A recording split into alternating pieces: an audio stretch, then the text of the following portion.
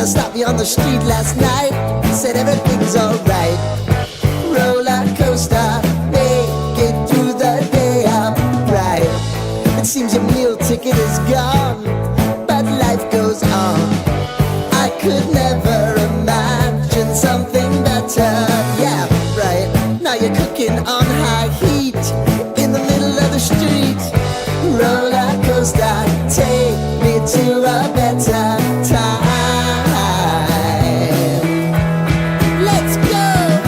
All sing your high line with the roller coaster of life. Yeah. It's time to all choose your timeline on the roller coaster of life.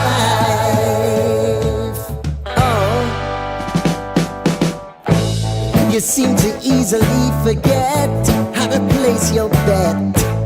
When everyday life gets you down, you gotta steal the crown. Got to own it. Don't bitch and moan about it, please. God forbid you scrape your knees, and it's nothing to sneeze at. Oh, I've told you over and over again. You gotta get both hands around it and make your own plans. Roller coaster, it's taking over, it's about time. Oh, all sing your high line on the roller coaster of life. You've got to all choose your timeline with the roller coaster of life.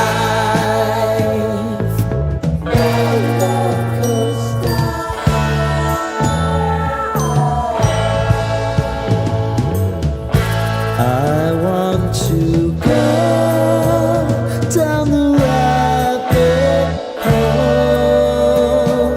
down the rabbit hole of life.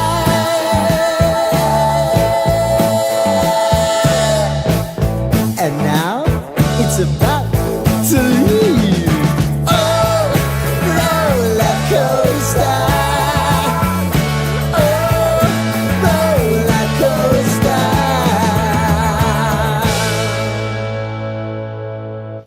OTAs continue for the Buffalo Bills. No media today, though. The next time the media will be down at One Bills Drive for practice will be next Tuesday. But if you missed any of the sound or articles from yesterday, you can find them on our website, WGR550.com, or on the Odyssey app.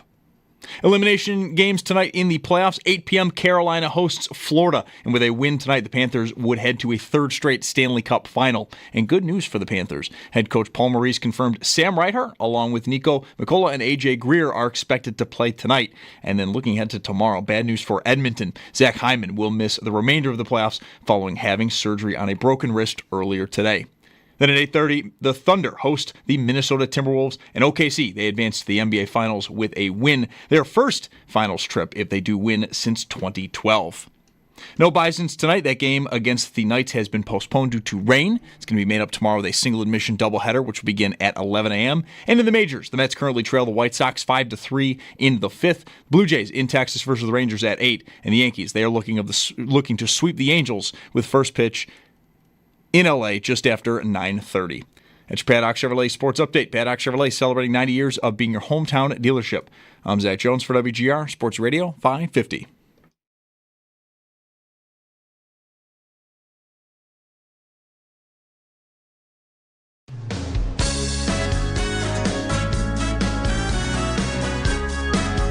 It's Mike Schopp and the Bulldog. Uh-oh. Guess what day it is? Guess what day it is? Huh? Anybody? Monday, Tuesday, hump day is halfway. It's Mike Schopp. Mike. What day is it, Mike? And the Bulldog. Hey, guess what day it is? Oh, come on, I know you can hear me. It's Mike Schopp and the Bulldog. Guess what today is? It's hump day. Woo-hoo! On WGR Hump Day Sports Radio 550. Now, whose idea was it for me to have taken up 4 pages in this notebook of mine my trusty notebook on mock fake schedules, on fake bill schedules. Whose idea was that? I mean, literally 4 pages are just used up by the bill schedule. No, this other one I didn't even really get anywhere because I made a mistake right away with having 3 home games together. But they do have that. A lot of teams, I haven't mentioned this with you yet, but the 3-game road trip / homestand, whichever, there's plenty of that on the NFL schedule. Anyway, can I blame you for this? I've got 4 pages taken up. It's getting late here for this notebook. Well, I really could use the space. Can you just tear those pages out? I mean, I would never. That's not going to replace the pages. You would never. No reason to. It doesn't erase them, like you said, right? Right, but they're out of there. Like, if it's annoying you that they're there. It's annoying me. You have no use for them. You're, I wouldn't think, ever really going to need to look at a mock bill schedule. No, but there could be something useful on the other side. Oh, I see. I didn't know. I'm on the backs now. I thought maybe you were. I apologize. I didn't understand the gravity of the situation. I thought. I'm not sure you still do. I thought you had 2 pages with 4 schedules, front, back, front, back. No. Tear those out. They're gone. What I do is go all the way to the back using the fronts, and then come all the way back the other way using the backs, like a normal person would do. This is the most insane assertion you've ever made on the show. What are you talking about? Ever. You would use the back of a page? Front, back, like you're reading a book. Yeah, like a normal person. Really? Yeah, front, back, front, back, front, back. That's how you turn pages. What are you doing? Front, all the way. Wow. I don't really know what to say. Well, it's going to come out the same. Sure. Oh, look, here's a schedule. Wait a minute. God. Here's a fake schedule from last year. I think this is fake. They didn't play the Jets on Sunday Night Football in Week 1. Maybe this is 2 years ago. When did they play Tampa? 2 years ago. Yeah. This is a fake schedule from 2023. I see. I'm judicious with the pages with here. A blank page across from. Yes. I had that Cowboys game on a Thursday night. What do you know? It wasn't on a Thursday night. It was a Sunday. There's a few, I don't want to say many things, because I'm not sure I have many things, but there's a couple of things that really stand out here. One, that you just so authoritatively said, like a normal person. Yes. And I'm going to guess that 99.9% of society agrees with me. Really? Yeah. 99.9? Yeah. You sure? Yeah. Yeah, Name a thing. 99.9. Yeah, really. What could that bread thing be? is good. Okay. No, I like this better than bread is good. More people agree with you on how you use a notebook and whether you think bread is good? Yes, there's going to be people that never eat bread. There's people out there that never eat vegetables or never eat meat or never. There's going to be people that don't eat bread. Okay. Way more than 0.1% of the population, I would estimate. Okay. This notebook thing, I don't know, man. Did you do this when you were in school? Any level of school using notebooks? I might have had a mom who said, don't waste the pages. Like, maybe do it your way. Right. So that I would not. But I'm not wasting the pages. No, as long as you're using them. It's just when I don't know. This is the history of the golf bet. Well, that's an impressive thing to have. How long have you had this notebook a while? I went back and figured, wow. I wanted to find out how we did historically in the golf bet. So sometime between mock schedules in 2023 and today, I went through. What sort of did you reach any conclusions about? I don't know who has the better end of that thing. I was thinking today about the next one, which will be the U.S. Open in 2 weeks. And it'll be yours, right, or Brian? No, Brian. I had the Masters, Gene so I have 2. Head is blocking them. Sorry. It'll be Brian. I have 2 this year. Yeah, and I was thinking that the person picking has been on a hot streak. And as I look at this now, it is 6 out of 7. Okay. That the person picking the players has won. But I mean, look at the names: Koepka, Scheffler, DeChambeau, Schauffele, McIlroy, Scheffler. I mean, it's not exactly Larry Nelson winning in 1983. Right. Quote Larry Nelson. He's not the best example. Mark Brooks. So, yes. I just don't really need all this space taken up, but I've got it and we'll make do. And thank you for your scrutiny. I think the scrutiny is warranted. Okay. I'm hoping to get lots of feedback on it. It sort of blows my mind that you would use a notebook. We're not getting lots of feedback on James Cook. Good luck with the notebook, Gambit. You know what the best thing is right now about Bills life? Or life with a team like the Bills? I can think of a few things. Not having the Diggs nonsense today. Yeah, that's up there. Right? That is very high on the list. My favorite thing about having our show be about the Bills and not, say, the Patriots today is maybe we don't have to argue about whether Stephon Diggs being on a boat with 100 women and maybe drugs matters while the rest of the team is at work. Right. You know, because you know how that goes. Right. While he's rehabilitating an injury. Guys, why are we taking this seriously? Right. You can't rely. This would have been me last time when he was on the team, right? Why do we have to worry about this? He's a professional. He'll show up. He'll catch 100 passes. He'll be second team All-Pro, and we'll be fine. Yeah. Right? Isn't that what I would say? 2 years ago? Probably. If he's on the boat? Probably, yes. Yes. Does it depend on some of the circumstances? I don't know. Does the injury matter? New team? Doesn't new team matter? New team, if Diggs the injury, first year.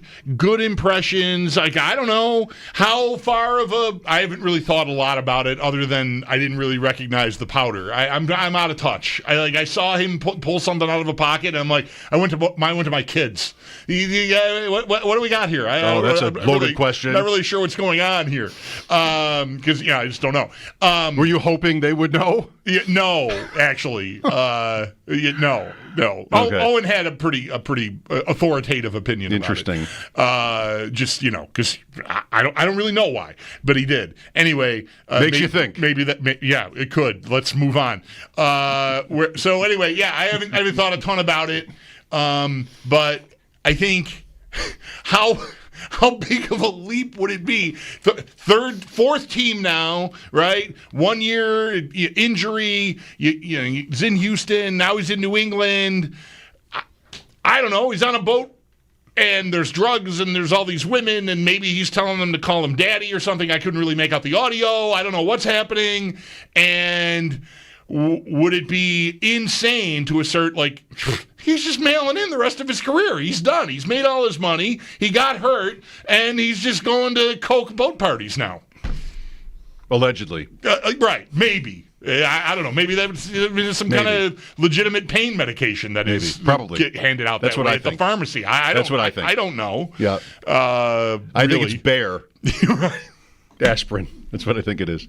Yeah, well, funny how it works. Yeah. When he's yours, come on. It's only May. Give me the top 10 answers. It's his own time. On the phone, on the Twitter, once we get, clipped, ripping them. Yeah. And then what do the next 200 comments say? It's only May. These guys are the worst. Did they hang up on somebody? Lots of guys do that. You just don't see video of it. Right. Exactly. That's a good one. Everybody does it. It's just not on camera. Right. Right. I mean, it's like no biggie. Maybe that's correct. It might be. We don't know yet. It's not great. No, it's not. If he worked for you, how would you feel? If he was your player, how would you feel? Why did I go to school? Or whatever you say on that one. Why didn't I stay in school? Why didn't I stay in school? Why am I in this ridiculous job where I'm the boss, but really not really? I'm only Mike Vrabel. I can't really control the whole situation here. I was thinking about him, and I want there to be something left to do with him, to answer to make as a conclusion, but I think it's all kind of clear. Think of what are the questions you might ask if you had this job. What are the questions you might ask about Diggs in a conversation, like and the Bills' experience with him? For example, was it worth doing?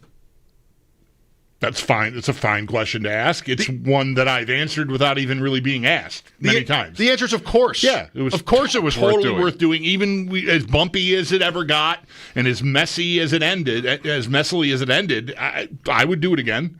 Yeah, right. How could you not? How could you not want to? Right. How could you say no to that? I think. Yeah, I think you got to twist yourself up pretty hard to assume the Bills would have drafted Justin Jefferson and had a player 5 years younger for 4 years on a rookie contract that was playing at the level he was playing at. I mean, that's the only stick in it, is that the pick they used to acquire him got used on a younger, better version of Diggs. Okay. But you can't assume that the Bills would have done that, and so whatever. But just to play that out, you could say that they should have, because that's how the draft is, right? You're supposed to treat this like they know who's good. And so even if they were saved from Jalen Reagor in the pick before, they would have picked, of course, they would have picked Justin Jefferson, because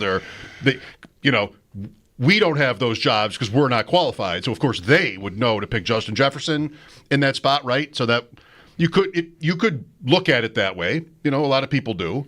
And then could you say, I mean, there are people in the world who would say this, that the trade was bad because Jefferson exists.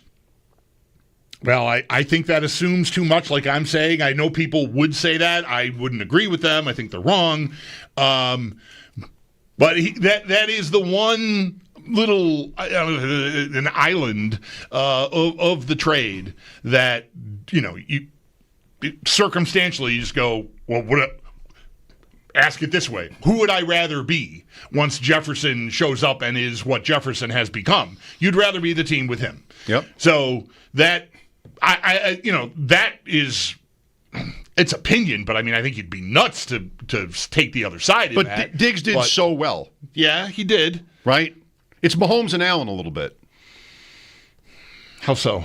Just pick Mahomes. Oh, right. Yeah. But Allen is great. Yeah. And you don't really regret not picking Mahomes, right? I mean, most days you don't, because Allen is so good and he's so perfect. So, you could. Maybe it is pretty close. I don't. Mahomes is to Allen what Jefferson is to Diggs. I don't think I want my name on. I don't regret not drafting Mahomes. Okay. That's fair. That draft came around and I found my way to really wanting him. Just because not that I knew he was going to do this or anything, but I just thought he had something. So yeah, I mean, Allen is great, but he does keep losing to that guy one way or another. So I don't know if the roles were reversed. I think a lot of Bills fans feel this way, that if Allen were there and Mahomes were here, the same would be happening because of McDermott. Like if Allen had Reed and Spagnuolo and like everything that's gone on there, that he'd be the one with the rings and Mahomes and the Bills would be chasing. And I don't absolutely, who knows? I mean, they are both excellent. You'll listen to that. But I would listen to that. So, I only get so far because Allen is so good that it's barely, but, just still, if one's a little better, I'd want the little better one. But we're down pretty far into the rabbit hole now. Yes, we are. So as far as Diggs goes, would you make the trade? Sure.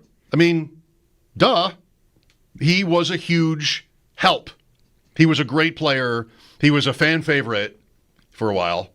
I mean, he was a win. And he was established and like a known commodity, which, again, with the draft, you wouldn't know. And how quickly did it become apparent that Jefferson was going to be a superstar? Was it right away? Was his rookie year unbelievable? Close. So, I mean, maybe they would have hit the ground running. And it would have looked almost the same. Production-wise, Allen's emergence, all of that Diggs gets some credit for, maybe Jefferson would have done the same thing for him. But, not to belabor this one part of it, but you can't really, in my opinion, at least, you can't really blame the GM for a move where you get an A, but the other side gets an A+. Right? Right. None of this is, I'm not criticizing the trade at all. Okay. I've defended it anytime it's ever come up. Okay. That I would do it again, even with the baggage and all the mess. Whatever. Fine. I'm just pointing out where are the soft spots where you can like poke at and see if what about that part. But again, I think the whole premise of the keep the pick and draft Jefferson is flawed. I mean, they could have drafted an offensive tackle or something if they kept the pick. Who knows? So, what questions can be asked? What debates can still be had about Stephon Diggs and the Bills? Like, should they have traded for him? We covered that. Yes. I mean, they did great. Could they have maybe done better? Yes, but they did great. Done. Should he still be on the team? So last year happened. A year ago, we were arguing about Diggs being traded because it had just happened. Will it work? Did it work? They were no less of a team without him. Right. And they really didn't replace him with anybody at all on the same level. Like we've been all over it. They won anyway. Yeah. They tried eventually. They pivoted 6 or whatever weeks into the season to Cooper. He didn't come close to duplicating anything. Even like the worst of Diggs production-wise was maybe where Cooper was at. You just didn't get. But they did make an attempt. I do like pointing that out, that for all the everybody eats and all the stuff, they traded a nice asset for a guy that I think was supposed to come in and be the number one guy. Should they have traded for him? Sure. It worked. Should they have traded him last year? Well, kind of worked. Like it didn't. It's an argument I would not want to even try to make, that had he been on the Bills last year, it would have been a better season. His playoff results the previous years, down the stretch and the playoffs, and he got hurt anyway. Like, has anybody even thought of that? Have you ever heard anybody say it? What this team really needed was Diggs? That last year, the Bills would have been better. They would have won had they had Diggs around. Like, I don't think I've ever heard anybody say that, fans or anybody. So, should they have traded for him? Yeah. Should they have traded him when they did? Hard to say no. I think so. I mean, without knowing exactly, what the pressure points were and how urgently they needed to clear that out of their orbit. I trust that the fact that they did it, I'm going to trust them that it was warranted, that they didn't overreact. They went through the previous year. It was bumpy at this time of the year, right? We're coming up on mandatory minicamp, and that's 2 years ago now. Very concerned. He's not here. Turns out he was here. There was an argument, whatever. Whatever was happening there, they smoothed that over and got through another year. And then, who knows? I don't know if Diggs came in and just said, I don't want to do this anymore. And they said, okay, we agree. And that was it. Or if there was a blow-up and drama off the field. Who knows? Maybe they had video of him on a boat. I have no idea what happened, but I trust that there was enough, going on around that whole situation that they felt they needed to relieve it. Poor boats. Yes, hard to besmirch boats like this. Boats are getting a rough ride. Boats are taking a beating. So again, should they have traded for him? Yeah. Should they have traded him when they did? Okay. It didn't backfire. That's the least you could say. Right. Should they have traded him earlier? Was it a year too late? I don't know. The return they got was pretty good. I mean, receiver-wise, to get a second was, I'm going to say, great with his contract in place. Compared to, Dallas and Amari. Yeah. Some of the other ones. Okay, sure. I think they did really well. So I don't think they waited too long. It's hard for me to imagine his value being more than what they got for him. Right. So the timing of it, I think, didn't hurt them. So we're here now. What is left to talk about?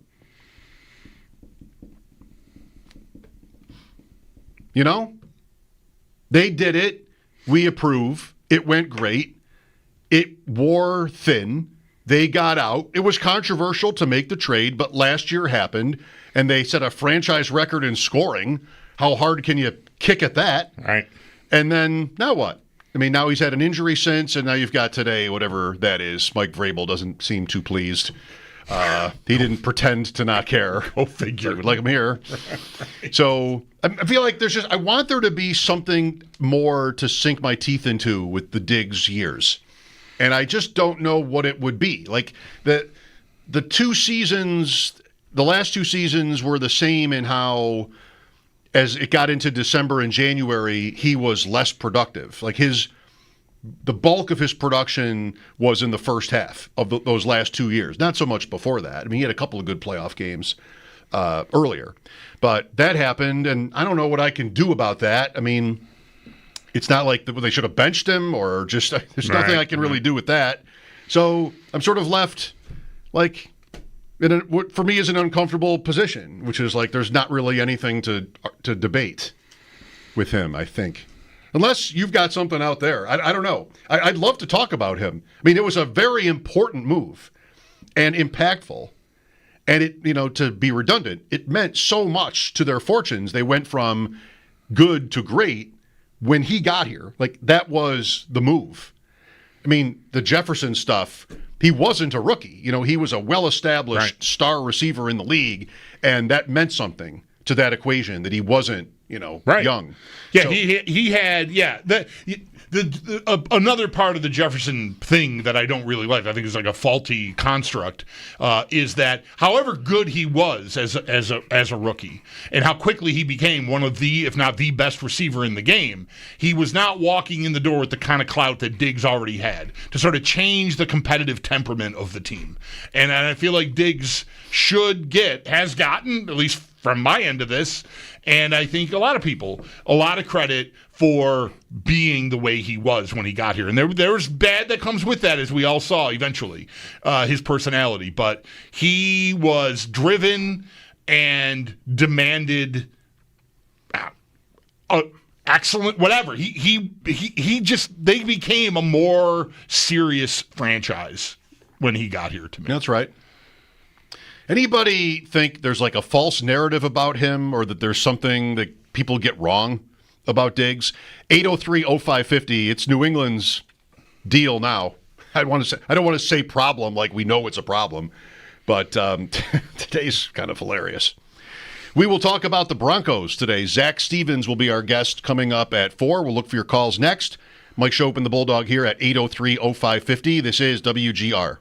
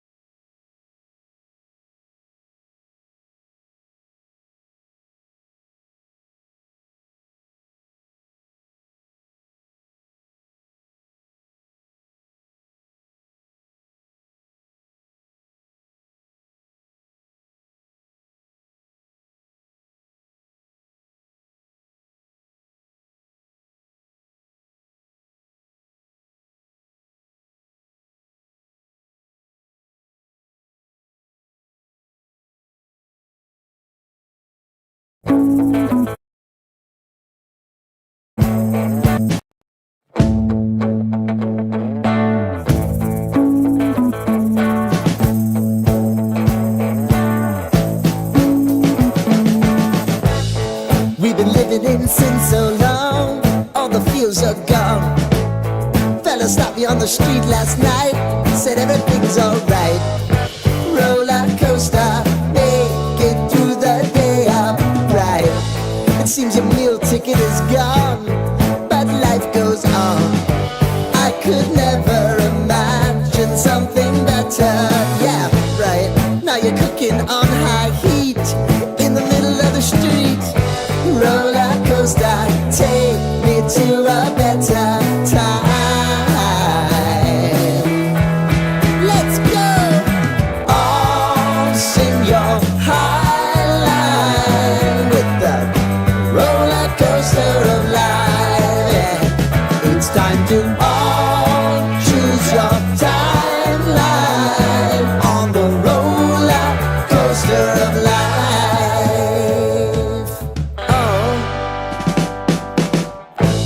You seem to easily forget how to place your bet. When everyday life gets you down, you gotta steal the crown. Got to own it. Don't bitch and moan about it, please. God forbid you scrape your knees, and it's nothing to sneeze at. Oh, I've told you over and over again. You gotta get both hands around it and make your own plans. Roller coaster, it's taking over, it's about time. Oh, all sing your high line on the roller coaster of life. You've got to all choose your timeline with the roller coaster of life.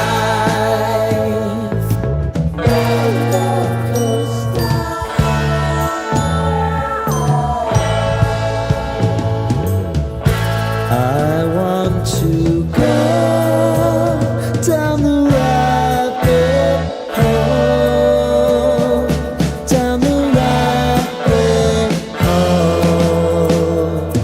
of life.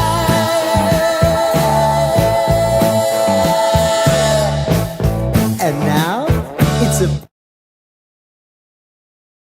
feel today, and that when we don't have a script and we're on the call-up periods, that we're making great decisions. And so the message will be the same for all our players, that we're trying to make great decisions, and any conversations that I've had with Stefan will remain between him and I and the club. According to a video. Everything that we're going to do, Karen, is we're going to coach the guys that show up at 8. The ones that say, hey, I got a situation, we'll be at 8:05. We'll coach those as well. This is a voluntary part of our off-season program. Every player that's not here, which there aren't many, have been in communication with me and their position coaches. Mike Vrabel. That could get fun. If that's us, whose side are we on? The new coach who is intended to restore credibility, the Patriot way, former, quasi-great player on the team. We already love him. He's going to help us. Versus Diggs, who I'm not sure we like at all, really. I think a Patriot fan has had no chance to warm up to Stephon Diggs. Right. They're maybe the last time they really thought about Stephon Diggs was him waving goodbye to their defensive backs running away from them, on his way to the end zone. I mean, it happened, in a few prominent spots, primetime games. Like he had some moments against New England. I mean, Vrabel is pretty no nonsense. He comes across right there, just, pretty businesslike. I don't know. I think I mostly would want to. I'm not sure. I don't think I've always been like this about this sort of thing, but I think over the last 5 to 10 years, maybe, I mostly. But really, before the league, I think I've been like this a while, because Marshawn Lynch, drugs in the car. Right, remember this? Like in the glove box was a gun. And he's still on the Bills. I think he's home in the off season. There's an unregistered gun and there's some dope in the car, marijuana, and at least I believe that's what it was. And I remember being like, just don't be dumb enough to get caught. You of course are. You're a young dude. You play football. Smoking marijuana is better than shooting yourself up with painkillers. Fine, just don't get don't do it with cameras rolling. It's kind of where I ended up there, and that's a long time ago now. So I think that's where I'd be here.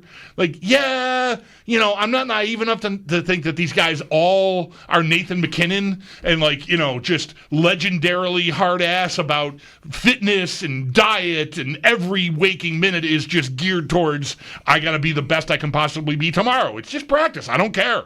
Like, there are people like that in pro sports. I don't know how few and far between they are, and there's probably a lot of people that like to enjoy the whatever. Like, I can afford this. I'm just going to live my life. I don't have a problem. It's just recreational. And, like, okay, just don't shoot a video of it on your phone. I don't want to have this problem. I think in this case, there's no avoiding it. I mean, it's so many people on that boat, and it's got to be a lot of phones. I mean, I feel like on this one, you make your choice.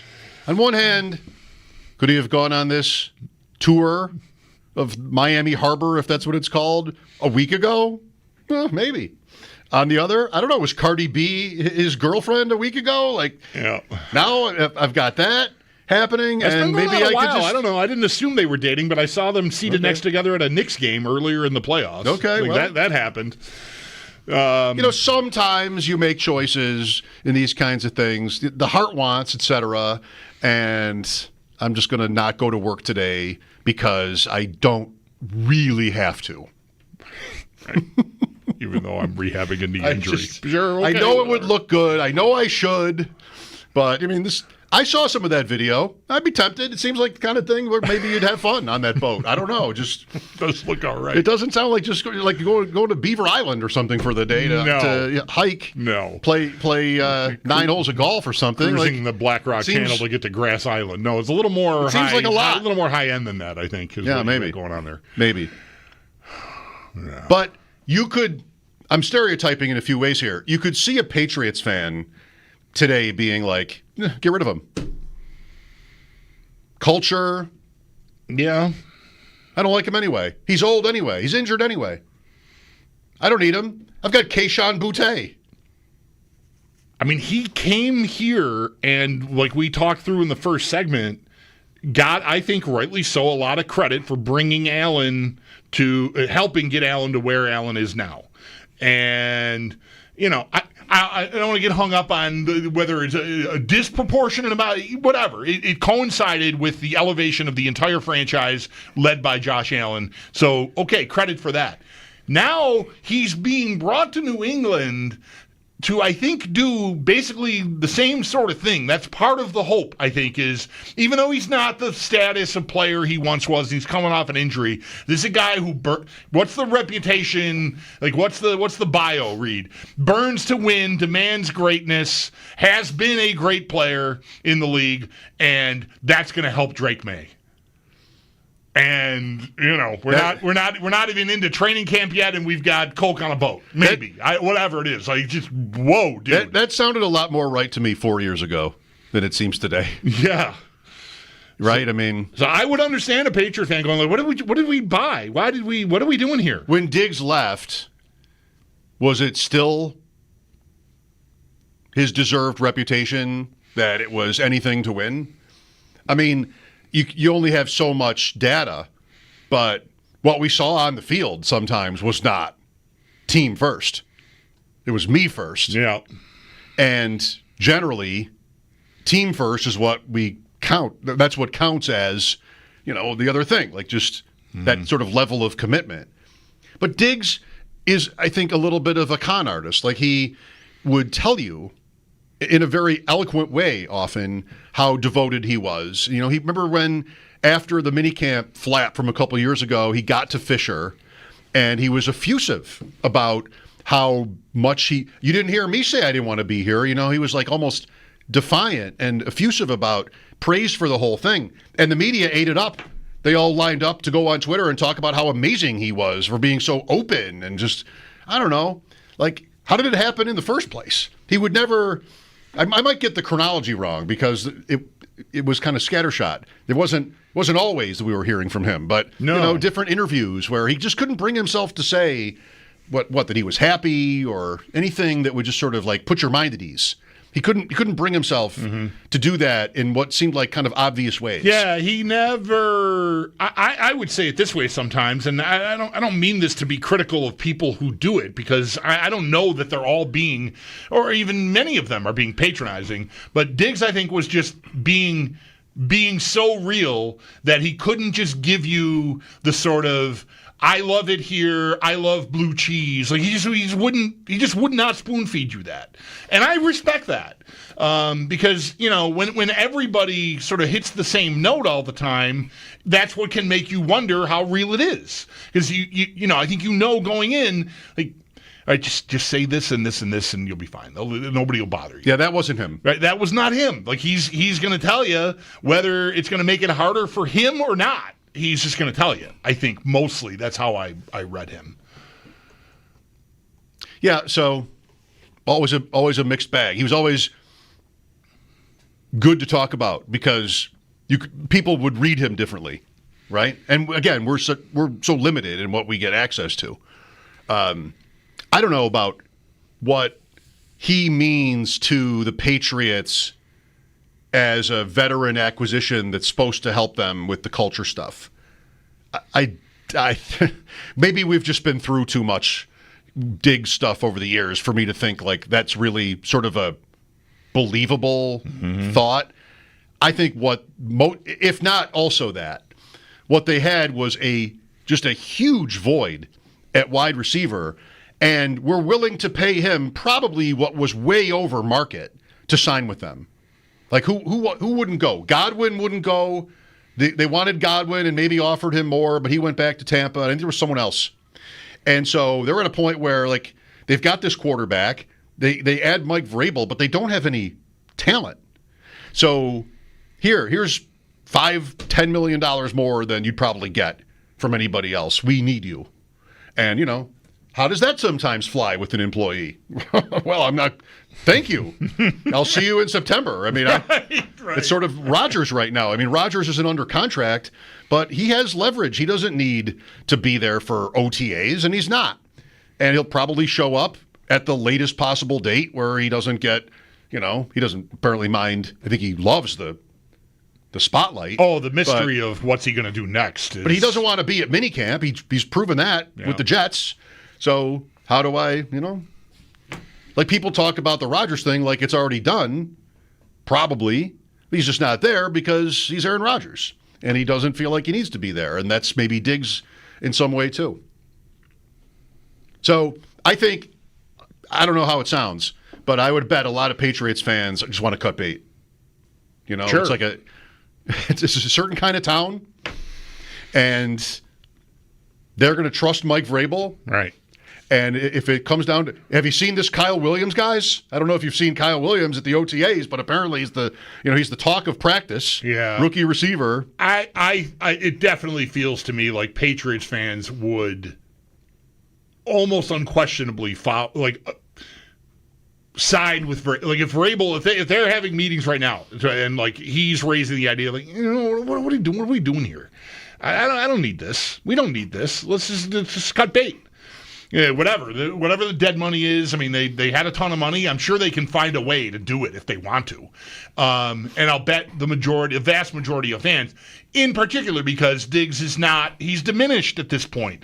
Not entirely because of this video, but his injury, his age, his production it's all sort of been dropping, and so.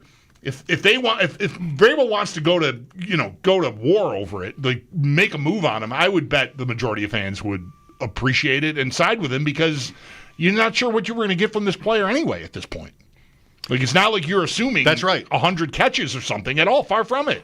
That's right. They did not bring him in to be what the Bills brought Diggs in here for, to be a star and a leader and an important player on a Super Bowl contender. That's not what they're doing.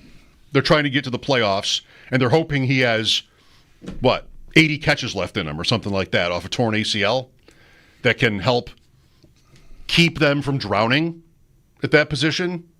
That's how it feels to me. I wonder if today changes anything. 803-0550 if you want to discuss it with us. Mike Schopp and the Bulldog here, WGR. The video. 1,000 people are watching it at one time. 8 people have clicked the like button. And that's offensive. In that community, no. Just please go out of your way, if you must, and just click on the thumbs up. Do we have the thumbs up? We do. Yeah, all right. Please click the like button. Yeah. It helps to grow. I believe it helps to grow the program. Does it tell the algorithms like it when you get more likes? Does it reveal the identity of the person clicking the like? Not on YouTube. Okay, I'm going to click it in then. Studio tomorrow for one of our favorite days, April Fool's Day. I wonder if those chairs in that conference room down the hall will be completely just moved all around the room tomorrow. What do you think the chances of that are? Shh. I know, brilliant, right? He said the one time, so he walks, so do I, during breaks, just stretch the legs. And he was saying about how he walked into that conference room, just sort of takes a loop, but it started to bother him that the chairs were not perfectly situated. Like, they were just a little bit not perfectly back together. The family at the restaurant just left.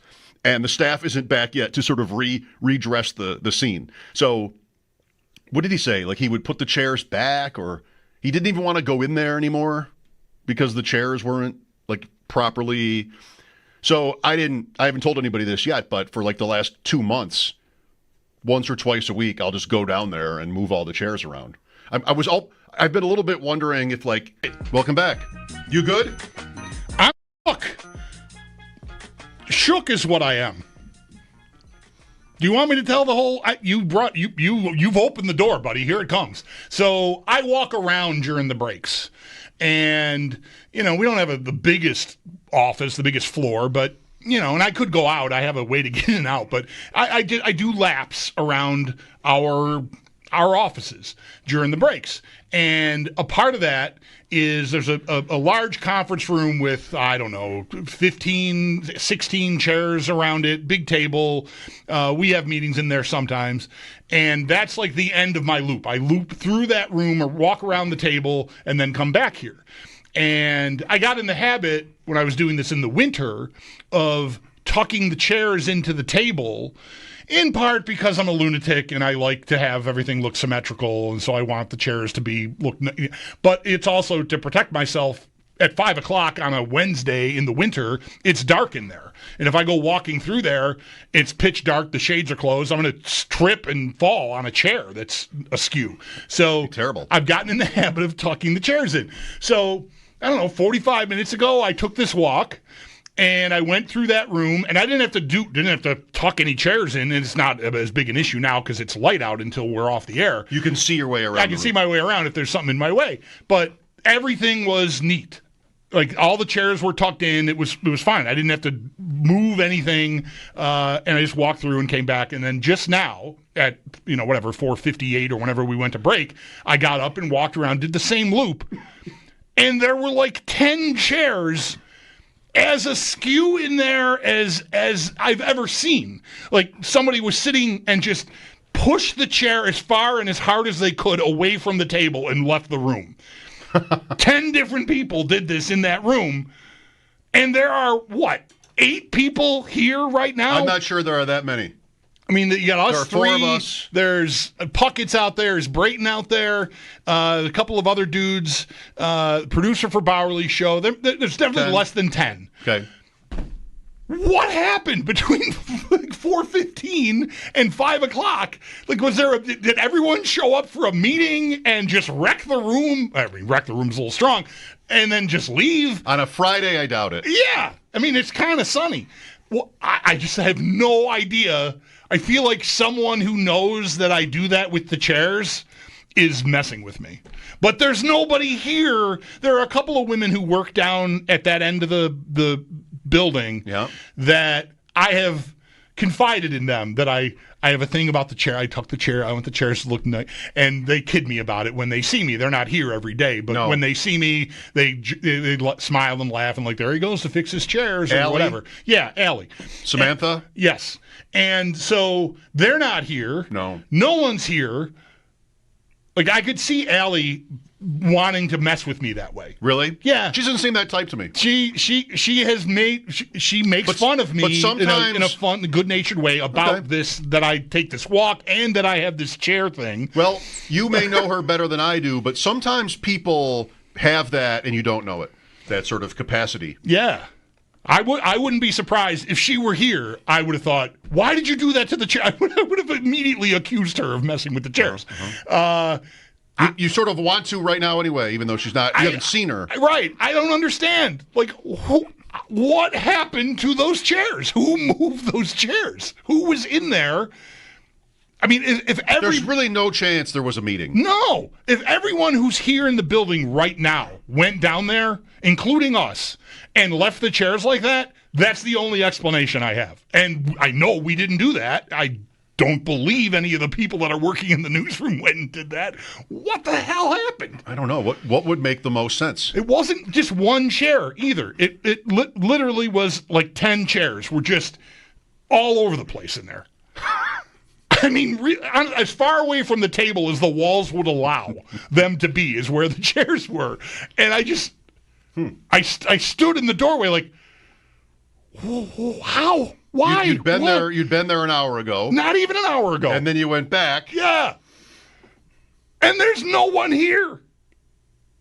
I'm ghosts. I am shook by this. Honest to God, I do not understand what just happened. What would be the likeliest scenario? Something happened here so far in drafts. I don't know why. I can't figure out why. You're not good at it. Well, that's got to be right. I feel like it should be doable. But I don't know. I felt like in other years, these drafts would just sort of fall into my lap, I guess I'd say. And this year, just not going as well. It's somehow it's the order of the players, and then the Week 17 stuff forces you maybe to go off the board a little bit, which I am not comfortable doing. I'm definitely a consensus guy, value guy, Bulldog, like yourself. Is it possible at all that you used to have some barely perceptible edge that is dissipating because there's so much more information out there, and like everyone who plays has access to more stuff, and they're doing it maybe the smarter way, and that you've lost an edge? A little bit. I mean, people who've been playing more seriously for longer kind of all say that. It's a way more sophisticated market. The usability of the sites is just so easy and fun and cheap. And so, like, that many more people are in. And you want to win, and there's millions literally up top at stake. And there's all this free content, too. Right. I'm in the matrix because I'm both now. I'm producing the content, but also trying to beat the people that are watching. And I don't know. It's just not coming easily. I haven't won that much anyway. What do I mean by easily? It's coming harder this year so far. Zach Stevens on the Broncos coming up at the top of the hour. Mike Schopp and the Bulldog here. So Josh Byrne, fresh or not so fresh off the Bandits championship win, another long season and championship season for them, 3 in a row, 5 straight years in the finals. Byrne, we talked to one of the stars of the team. We talked to him before the finals, the week before. Right. And he talked about the value of rest. But finally, they had a weekend off. And he also said how he wasn't playing field anymore because it's just too much. However, he does play in a box league in Canada for Six Nations. And he played last night. Really? 2 goals. Man. Saturday afternoon, I don't know what the celebration would have been like, but there he was last night at Iroquois Lacrosse Arena. I was there on Saturday. I was at Iroquois Lacrosse Arena about an hour and a half north of here when Byrne was playing for the Bandits. On Saturday. That's right. I was on the field. So my son was just throwing the ball around on the field on Saturday. It's a cool little place.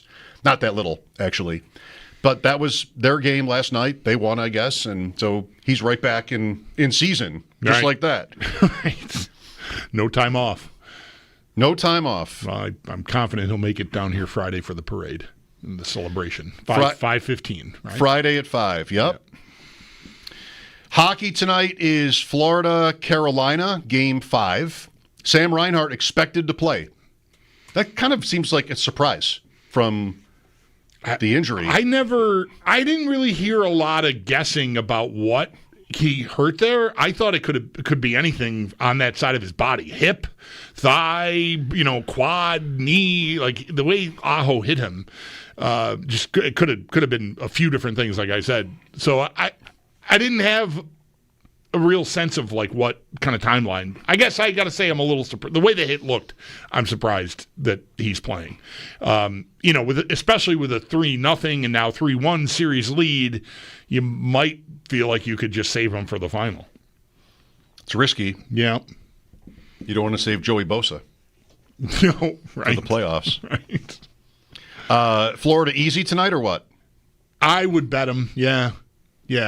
I think I got everything Carolina had, and credit to them, they did it. I think Florida had their night off, and they will find their gear tonight, I would expect. So do you like maybe a -1.5 or something like that? Yes. What's that? It's 210 maybe. It's big. Plus 210? Yeah.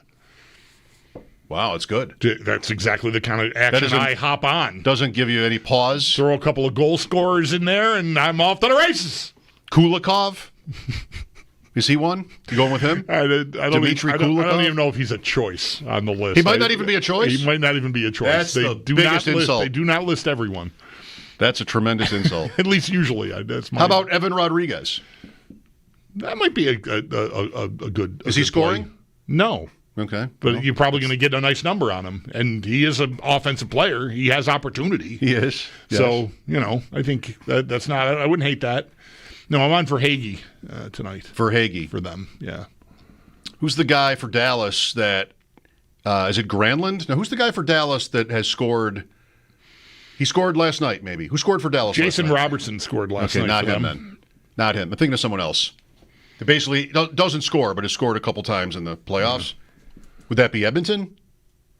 Maybe this guy in Edmonton. Anyway, sorry. I don't know. Granlund had a hat trick in one game, and I don't know if he had been producing prior to that or not. I don't remember now. Can't be him. Okay. I was half watching the game last night. Look, even though it was 2-1, looked pretty comfortable. Yeah. And 3-1. I did not. 4-1. I mean, whatever. You make a bet in February for who's going to win the cup and the NBA finals, and then baseball and football to fill it out. You shouldn't expect the smoothest ride. I did not have Edmonton becoming like lockdown defensive masters, but they were all over it on the broadcast last night. Just talk like into the third period with that score, and Ferraro just kept saying like they're everywhere. Dallas has no room. They just really have figured out how to play a different way when they need to, Edmonton, and that's just been stellar. I turned it on for the start of the third to hear Sean McDonough say the Oilers are going for a commanding 3-1 series lead, which good thing, because if you don't say commanding, you could get arrested. 3-1 series lead can only ever be commanding. You have to say it. Yeah. Apparently. Zach Stevens on the Broncos coming back here on WGR. Yeah. There was no meeting. There's no way the big shots are coming in to have a meeting, and they wouldn't even do that anyway. I feel like most of the people we work for would put the chairs back. Like you're taught to do. Like you're taught to do. I can tell you. Not. I can tell you that does not happen. Okay, maybe not. But they're not in the building. Yeah, and so that's out. And this was way more aggressive than it. Normally, there'd be like a chair or two that might be in my way that I could trip on if it were dark, and I got to tuck it in. Mm-hmm. This again was like 10 of the chairs were just like, what's even happening? I don't know. It would not have been. Given the state of the room, it would not have been surprising to see one of the chairs on the table. Literally, that's how messed up the room was. I hadn't thought of that one. So I just don't have any idea what could have happened. I should have thought of that one. Did you go down there during a break and move the chairs? I've been doing it every day. And last week, right, Zach? One day, I talked about it. Wait, this is real. The audience knows. Oh, you guys are the best. I was so worried I missed your live reaction when I had to do my update. I was very nervous I missed your live reaction. I couldn't look at you. I was staring at my phone when you were telling me what happened. I walked in and stood at the door. Like, I didn't even sit down. I couldn't even get in the room. And it was like, How many people are? I'm yelling. How many people are in here right now? 8 of us. I try. You are. Since you haven't said anything, like it's just for me, just also getting up and walking around, but. I try to put the chairs in and spread them out in a certain way that makes it impossible to understand. Like the chairs are touching each other face to face or back to back, all the way in the corner. Yes. Today I put one that's like facing right down at the garbage can. So you'd be like sitting right up on top of the garbage can. Well, I don't know. Good job. I don't know. You did a good job. Finally. You shook me. Finally a payoff. Were you? What? So you have been doing this for how long? Since shortly after the time you told me that that you go down there and fix the chairs so I don't trip on them. Yes, since shortly after that. Not every day, but every other day. Were you doing this when it was dark out still? I don't know. It was whenever you said that. Because I never had any. What was that, like 2 or 3 months ago? Yeah. Okay. Since then. Wow. And I do think like it hasn't come up yet. Is there a way I can make it even more ridiculous where the chairs, like I haven't gone as far as to stack them or put them on the table. Right. Because I really don't want a problem. Right. Well, today was the first. They have been askew, and the room has looked different other days when I've gone down there after having been in there already, when I don't think anyone's here, but I guess I'm not sure. They could have been in a different conference room having a meeting with the door closed, and they, for some reason, went in that room because they needed the TV in there or something. I don't know. Yeah. So I've never really given it a thought, and it's never been askew enough for me to react the way I reacted. You finally got me to where I was like, how could this have happened? I love the one where, like I did, the first one, if you go right to around the table from right to left, the first change I made is to have the chairs, like the front of the chair just touching the other one. Like you would, if people were sitting in those chairs in that configuration, they'd be on top of each other. Right, like holding hands and like doing some sort of a trust exercise or something. Yeah, right? Something sexual. Like it would be, why would 2 chairs be positioned like that ever? Right. Because it would never happen if you just got up and left. It would never end up where the chairs are literally touching front to front. Right. Yeah. And I know you had a thing about that one that's a different kind of chair. Oh, yeah. So I always make sure to move one of those. Yeah. The leather one. Okay, yeah. That's all over now. I mean, that's it. That has been... It's worth it. Prior to today, when... Because the chairs... There are 3 kinds of chairs in the room. Is that right? There are. I should know that by now. You'd think I would know that by now. One set of them are exactly the same chairs that we're sitting in right now. Mm-hmm. Then there's chairs that have the same seat and back as we're sitting in, but have different arms, longer, sort of curved arms. Then there are chairs that have those same curved arms, but different backs and seats, like full leather or whatever, vinyl, whatever it is, coverings. And I told Allie this when I first brought it up to her. Eventually, I confided in her that I'm stopping short of looking in the other conference room to see if there's enough chairs to make all the ones in the room I walk through the same. Swap them out? So what I've done is I have all of the kind of chairs. The one kind of chairs are on one side of the table. The other kind of chairs are on the other side of the table. That all matches because I'm insane, and that works for me. The ends of the table, anything goes. I don't really care. Right. Okay. So when You've made that change. When I see one of the chairs like we're sitting in on the other side of the table, I think, is there someone who always sits over there that wants this chair that I'm annoying? Yeah. By moving it and forcing them to sit in this. Well, they probably turns yes. out it's just you the whole time. Probably yes. No, there could be somebody who wants to sit in this.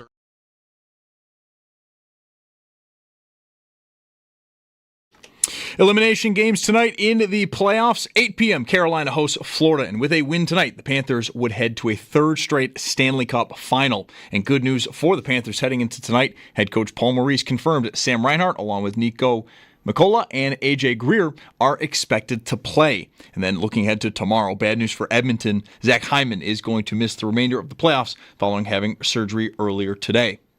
Then at 8:30, we have the Thunder hosting Minnesota. OKC advances to the NBA Finals with a win, and this would be their first finals trip since 2012. No Bisons tonight. That game against the Knights was postponed due to rain. It's going to be made up tomorrow with a single-admission doubleheader starting at 11 a.m. Then in the majors, the Mets trail the White Sox 9-3. The bottom of the 8th, Blue Jays in Texas versus the Rangers at 8 o'clock. And the Yankees are looking to sweep the Angels in Los Angeles. First pitch just after 9:30. That's your Paddock Chevrolet Sports Update. Paddock Chevrolet celebrating 90 years of being your hometown dealership. I'm Zach Jones for WGR Sports Radio 550.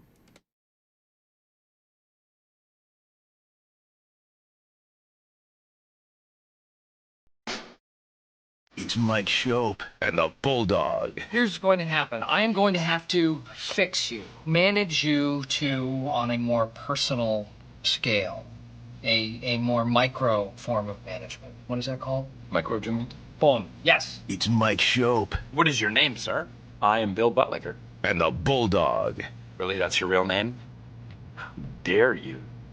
My family built this country, by the way. It's Mike Schopp The 3 words I would describe you as is aggressive, hostile, and definitely difficult. and the Bulldog Well, I like the sound of your voice. on WGR Sports Radio 550. How often do you bother to review products, service? You get that text or email, how did we do? How often do you respond to those? Never. I think never. Even if somebody or something like really wins you over, then will you at least take the 30 seconds? Not even then. I did. Tough crowd. I did. I tried one time. I don't want to say the company, but they sent me a thing. I tried. I filled out a form, and then it sent me to I needed to set up an account with some other, like I had to join Yahoo, whatever. I needed to. All right, now I'm done. I'm out. This could not be facilitated simply by you sending me that message and me checking the boxes that you needed me to check. I now had to do another hoop jump that was going to involve you sending me a code. Yeah. No, I'm sorry. I'm done. This one, I want to do a review, and I'm almost done with it, but then it wants me to enter a nickname. Oh my gosh! And then have it be posted somewhere, and I'm out. I don't want anybody to know. I don't want anybody else to know, even though I thought the product was excellent. With us now on the, I don't know why I wouldn't want people to know that, but I don't. On the West Shore Hotline is Zach Stevens to talk about the Broncos, a playoff team last year. Their season ended here, but I would think, Zach, a good season overall. Would anybody say different? Yeah, no, a great season for the Broncos. Guys, they were expected to win the second fewest games in the NFL last year. Their over-under was 5.5. Then they went to make the playoffs, have 10 wins. First time they made the playoffs since 2015 when Peyton Manning was the quarterback. So, yeah, I mean, I know the Bills absolutely beat the Broncos down, and it didn't end in the fashion they wanted. But the season certainly was a wild success in Denver. Now the sky is the Broncos are really hoping to extend and build off of last season. And, guys, we'll see how this phone call goes and what sort of review I'll be leaving you at. Well, I don't like for us how it started because I've already referenced the playoff loss. But, Zach, I didn't mean that to be shade. I would ask you, I think we talked before that game, did you have a thought? Did you give a thought to the Broncos maybe winning? Like, it started great for Denver with the long touchdown to Franklin, and I don't know if Bills fans ever really got nervous, but maybe a Denver fan would have gotten pretty excited at that point. Oh, certainly. I mean, when you're up 7-0 in a playoff game and with a rookie quarterback, so you're kind of feeling like you have nothing to lose at that point in the game, it did feel like, oh, my gosh, they could actually win this game. And going into the game, guys, I was in Buffalo for the game at the stadium, and I went and talked to a lot of Bills fans at some tailgates leading up to the game, and it was just crazy how it felt like the Bills were overlooking the Broncos, and then they went and proved that was absolutely right, that they should have been overlooking them. So I would say Broncos fans had a little more hope than Bills fans were nervous for that game, and it makes sense. I mean, we saw it play out. the rest of the game. It wasn't just the Broncos offense couldn't do anything after that. Broncos defense couldn't stop what the Bills wanted to do. And in fact, it just seemed like the Bills kind of shut it down and were still able to do what they wanted to do. And so that was the reality and the eye-opening that the Broncos need to say, okay, we had a great year, but we still have a couple of steps that we need to take. And then I don't know if you guys picked up on this, but after that game in the season-ending press conference, Sean Payton actually took a shot at the Chiefs. He said, if we would have beat the Bills, we felt really good about the next game, which of course would have been the Broncos playing the Chiefs the following week. So Sean might think that the Bills are better than the Chiefs. I've heard that. We could make an argument. The way last year went, I mean, the Bills just lose to them is all. That was the Scott Van Pelt line about the Chiefs, how they're so beatable, they just never lose. Right. So we're going into year 2 now with Knicks. How much of a surprise would you say last year was? I mean, you mentioned what the expectations were and the win totals. At this time last year, Knicks was, I think, still at this point somewhat of a surprising selection where Sean Payton and the Broncos decided to do that, but obviously it has worked. I mean, I'm not expecting that they're taking any kind of a victory lap, but how much of a bolt of lightning was the whole thing? Oh, 100%. I mean, outside of Sean Payton, and Sean Payton never doubted Bo Nix, but pretty much everyone else had rightful questions. The 6th quarterback taken with the 12th overall pick in the draft, that is crazy. That's something literally we've never seen before. And then Bo is a guy who did play 61 starts in college, so he had the experience, but still, no one expected him to be the second-best quarterback in this draft class as a rookie. But now can he build on that and continue that pace? Because he set records for his rookie season that he had. He and Jaden Daniels rightfully won Rookie of the Year, but Bo was just right behind him. Now can he take that next step? That's going to be, okay, is he in that elite tier or is he just in that good tier? Or even if the NFL punches back even more, do the Broncos need to look for another guy? But I'll tell you what, every indication is that he is the franchise quarterback for the Broncos, but year 2 is always that big step. One thing about him that had, one reason why he had his doubters was his age, right? I mean, we're almost through this era of college football where guys were playing 5 or 6 years. Now it's Tyler Shugg, who's played like 6 or 7 years of college football coming into the league, mid-20s. And would you say, Zach, that was a big advantage in the end for Knicks? Like, I feel like that's probably right, that what he might have lacked in kind of the pop you might get from a younger quarterback where you just see them right away and they're undeniable. Instead, maybe somebody who just maybe better than other guys would have known what he was walking into. Yeah, 100%. Definitely that. And on top of that, he had already been through 5 different offensive coordinators in the past 4 seasons at college football. So he knew how to make a transition, not just from a different offense and schemes and coordinators and play callers, but also different programs. Since he went from Auburn to Oregon and then to the NFL, I do think that really helped his transition. And the crazy thing about his age, just to put it in perspective, Pat Surtain, the Defensive Player of the Year last year, is 25 years old. Bo Nix is 25 years old, and he only has 1 year under his belt. It's just crazy how much experience he has. And I mentioned it earlier, the 61 career starts that he had in college is the most ever by any player, let alone a quarterback. So he had the experience coming in, and that's just what makes this year 2 so interesting, because the NFL sophomore slumps are a thing. Even though C.J. Stroud went and won a playoff game last year, he had a little bit of a sophomore slump. With Bo, people are wondering, okay, was that his peak last year, or can he continue to build off of that? And that's what makes it so fascinating, because the age definitely, I have to think, helped him last year. But in terms of a negative with his age, I'm not really worried about it. If he plays 2 fewer seasons in the NFL because he was 24 when he came in, that just still means he played a 12-year career and isn't a big deal. But I do think that age helped him last year. Well, one way to certainly facilitate a guy taking a step from year 1 to year 2 is to surround them with new talent, more talent, and I don't know, what are the returns on that? There's a second-round running back, a third-round receiver, and Evan Engram at tight end. There's not a lot of new. I'm looking at the Ourlads depth chart page, and there's not a lot of color on the Broncos page. It's all like the guys that were there before are the majority of the starters on that page. Color is new players. Color is new players. Pink is draft picks, and orangish yellow is free agents.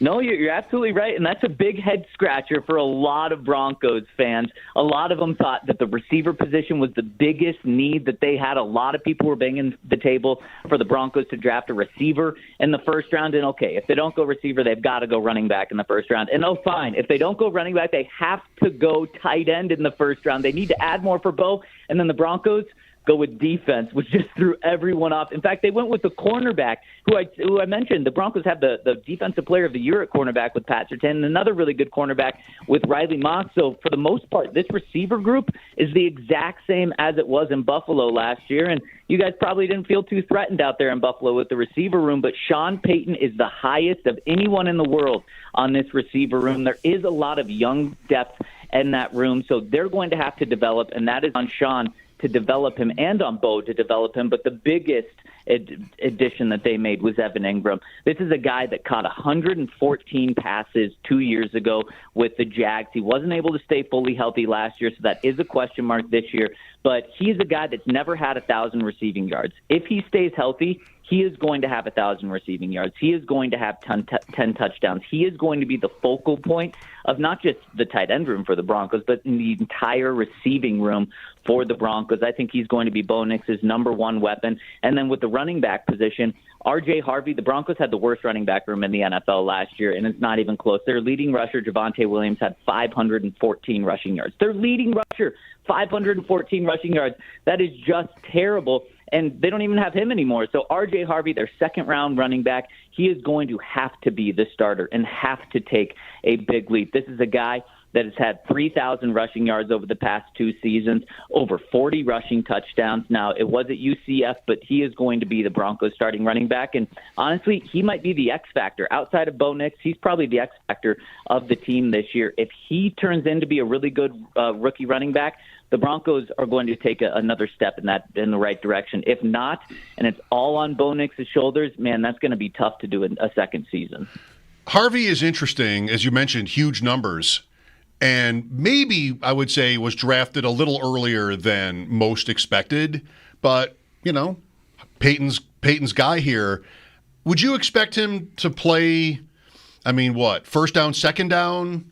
I feel like Peyton is always using multiple players, Jaleel McLaughlin maybe again, or Estime. Yeah, Williams was kind of bad, and doesn't surprise me they moved on. He's with Dallas. Or that they drafted a running back. I just wonder how much Harvey will play.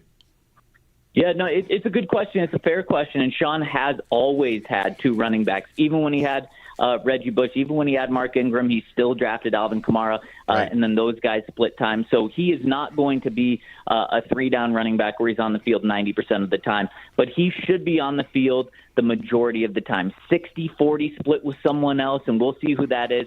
They hope Audric Estime, who's a big running back, takes a step up. But, guys, you didn't see Audric Estime in the playoffs last year because he didn't even get a jersey. He was inactive, a healthy scratch, which just shows you where the Broncos running back room was last year when they just didn't even have a number 1 option. They didn't have a number 2 option. And so that's why R.J. Harvey, the door is wide open for him to take and run with it. And just to show you how Sean views him, you're right. A lot of people thought R.J. Harvey was overdrafted. Sean has drafted 4 running backs in the top 100 in his career. One was Reggie Bush. One was Mark Ingram, both first-round picks. The other was Alvin Kamara, a third-round pick who turned into way better than a third-round pick. And the fourth is R.J. Harvey. So that's the high expectations that Sean has for him. Sean doesn't go out and draft running backs in the top 100 often. He's only done it 3 other times, and those 3 were all successes for the most part. So there's a lot on R.J. Harvey's shoulders, whether it's right or fair or not. The story I remember from the playoff game was that Tyler Bidet, he used to be Tyler Beatty, but then he changed his name to Bidet, maybe, the pronunciation, that he was thought of as a better exactly. Is that what happened? He was thought of as a better fit for the matchup But he really didn't play either, as I remember. So I don't know if there's something else to it, to what they did there. No, I mean, that's exactly it. And when these things happen, especially being around Sean for a couple of years, it just means that I don't think he trusted Audric Estime. Audric Estime, when he played last season, he had a couple of fumbles early. In fact, his second career carry was a fumble. And the next week, he somehow ends up on injured reserve, where none of us were able to see the injury happen. So I just don't think Sean trusted him, and that's why he has a big opportunity to become the number 2 running back, because there wasn't a number 1 last year, there wasn't a number 2 last year, and now the Broncos should have a number 1, but they're still going to need a number 2 because Sean has always used a 2-back system. The receiver ad is Pat Bryant, who was picked, I think, in the 3rd round, and we dug pretty deep on these guys. And talk about receiver every day because it's the law, but never really talked about him once. I think having kind of a boring name can work against your Bulldog. Like Pat Bryant's maybe is somebody you'd forget. But what are the expectations for him? That was also somewhat of a surprising pick. Well, don't laugh at me, because this is the comp that Sean Payton used after the Broncos drafted him. And speaking of boring names, he pulled out a boring name of Michael Thomas. Yes. Now, it's crazy to say, and I love it. Sean says, this guy reminds me of Michael Thomas. I don't want to put those expectations on him, but, man, he's got everything that Michael had coming out of college. And it's like, oh, wow, you are really putting the pressure on this kid right now. And that's what Sean sees in him. He sees a big body receiver that can dominate within 5 to 10 yards of the line of scrimmage. He ran a really slow 40, so that's why you guys probably didn't pay attention to him. He ran a 4.6 140, and that really dropped him on draft boards. And a lot of the league, the initial talk about him was that he was overdrafted. So I'm not surprised that he wasn't really on anyone's boards, especially coming out of Illinois. That's not really a program they throw the ball much, but Sean loves the physical tools he has, specifically being able to win at the line of scrimmage. And Michael Thomas holds the record for most catches in a season.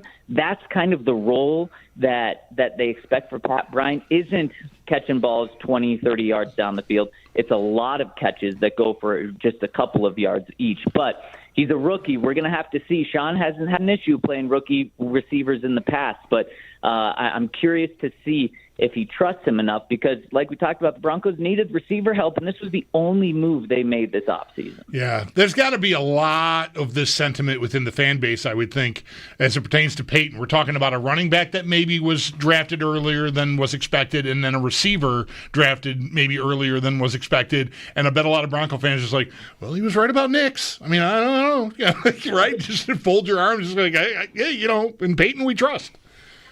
Yep, that's exactly it. It's exactly that sentiment. And Payton, we trust with the Broncos fan base. And it probably wouldn't be like that if he didn't have last year. But he does have last year. And there was so much trust in Sean Payton last year when the Broncos took on $80 million in dead cap with Russell Wilson and then went out and made the playoffs. So he's earned that trust. But there is a lot of trust there of him being able to develop these younger players, because you guys are right. The Broncos made more they put more emphasis on building the defense up this offseason than the offense. And the defense was the 3rd best scoring defense in the NFL last year.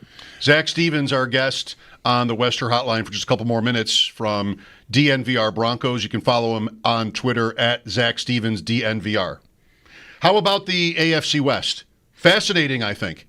I like Denver more than the Chargers. I have a bad feeling about the Chargers. Greg Roman kind of wears thin, but Harbaugh has only had winning teams, so we'll see. Chiefs are the Chiefs, and the Raiders are maybe interesting for the first time in many years. How about how you see the division this year, Zach? Yeah, I think it's going to be a tight division, and I think all 4 teams are going to be within just a couple of games of each other. They're probably all going to beat each other up, and this is the time for a team outside of the Chiefs to win the entire AFC, because I think the Chiefs are going to get beat up in the AFC West. I could see every team honestly going 3-3 within the division. Maybe one's 4-2, one's 2-4, but I don't think the Chiefs are going to come out and be 15-2 this year because of how much the AFC West has taken a step up. Unfortunately, for the Broncos' perspective, there's no easy games in the AFC West anymore. The Raiders, they have stability finally at pretty much every position across the board, including, most importantly, the head coach. And then the Chargers, I agree with you. Justin Herbert is just not – he's a good quarterback, but he's a good quarterback in September and October. He has not proven once that he is that guy in December and January. In fact, he has a fantastic season last year and then goes out and throws 4 interceptions, more than he had in the regular season in 1 playoff game. So I actually trust Bo more than I trust Justin Herbert right now. And so it's honestly comes down to Bo. How much of a leap does he take? Can the Broncos actually be competing with the Chiefs? Because I do believe the Broncos should have the best defense in the NFL this season. They added 2 huge pieces in Dre Greenlaw and Talanoa Hufanga, and then used their first-round pick on defense as well. So a lot of pressure on Vance Joseph's shoulders, the defensive coordinator here in Denver, to be elite. And if not, I actually see this going one of 2 ways for Vance Joseph. I don't think he's back with the Broncos in 2026 because I think he either gets a head coaching job or he gets fired and the Broncos move to someone else to replace him there. So it's going to be a very fascinating season from Bo Nix to see if they can compete with the Chiefs and then also with the defense and Vance Joseph to see how good they are. Well, there's got to be a lot of our audience that is nodding along as you're saying the division's going to be that much harder because we were anticipating that. Boy, whenever Devontae Adams got to the Raiders, like, oh, the division is going to start. Russell Wilson is in Denver. The Chargers have Herbert. It's going to get so hard on the Chiefs, and all they've ever done is just lord over it. Not like Bills fans should be complaining. The state of the AFC East right now is, the Bills have got a pretty easy trip ahead of them, we think, again, for a second year in a row. But music to our ears if that division out there toughens up. Yeah, unfortunately, guys, it's not the first time that I've said this about the Chiefs. I think everyone in Denver and Colorado and probably across the country thought the Chiefs were going to be on a slight rebuild when they traded Tyreek Hill, and then they went on, back-to-back Super Bowls. Yeah. So maybe we're all just dreaming of a world in which the Chiefs come back to earth. But I do really think the AFC West is going to give the Chiefs more struggles this year than they have in recent memory. Zach, thank you. Enjoy the rest of your spring and summer, and we might connect again once we get closer to the season. That sounds great, guys. Thanks for having me on. You're welcome. Zach Stevens on the Broncos. Yes, the AFC West. I think there's one team that's not in the AFC West, but is in the AFC, narrowing it down, narrowed it to 12, that I think we've been too easy on in the power rankings. Really? Yes. You want to hear about it? I got nothing else to do. Well, you could choose to hear about something else, I guess. I'll keep it short. I take as long as you want. I'm happy to hear. 2.5 hours? Go nuts. All right. I will go nuts after the update, 803-0550, on a particular AFC team that I think, it hit me today how bad they're going to be. Mike Schopp and the Bulldog here. Lines are open for you. Practices, James Cook not here, the Diggs drama in New England today. We would love to talk to some fans, and we will hope to do that after the update here on WGR. And they probably all sit in the same seats in those meetings. You've had a months-long gag running. I went to Puerto Rico and come home, and finally you get I don't even remember why I brought it up. I didn't have a thought to bring it up. It was right at the beginning of a show one day last week. And do you remember why?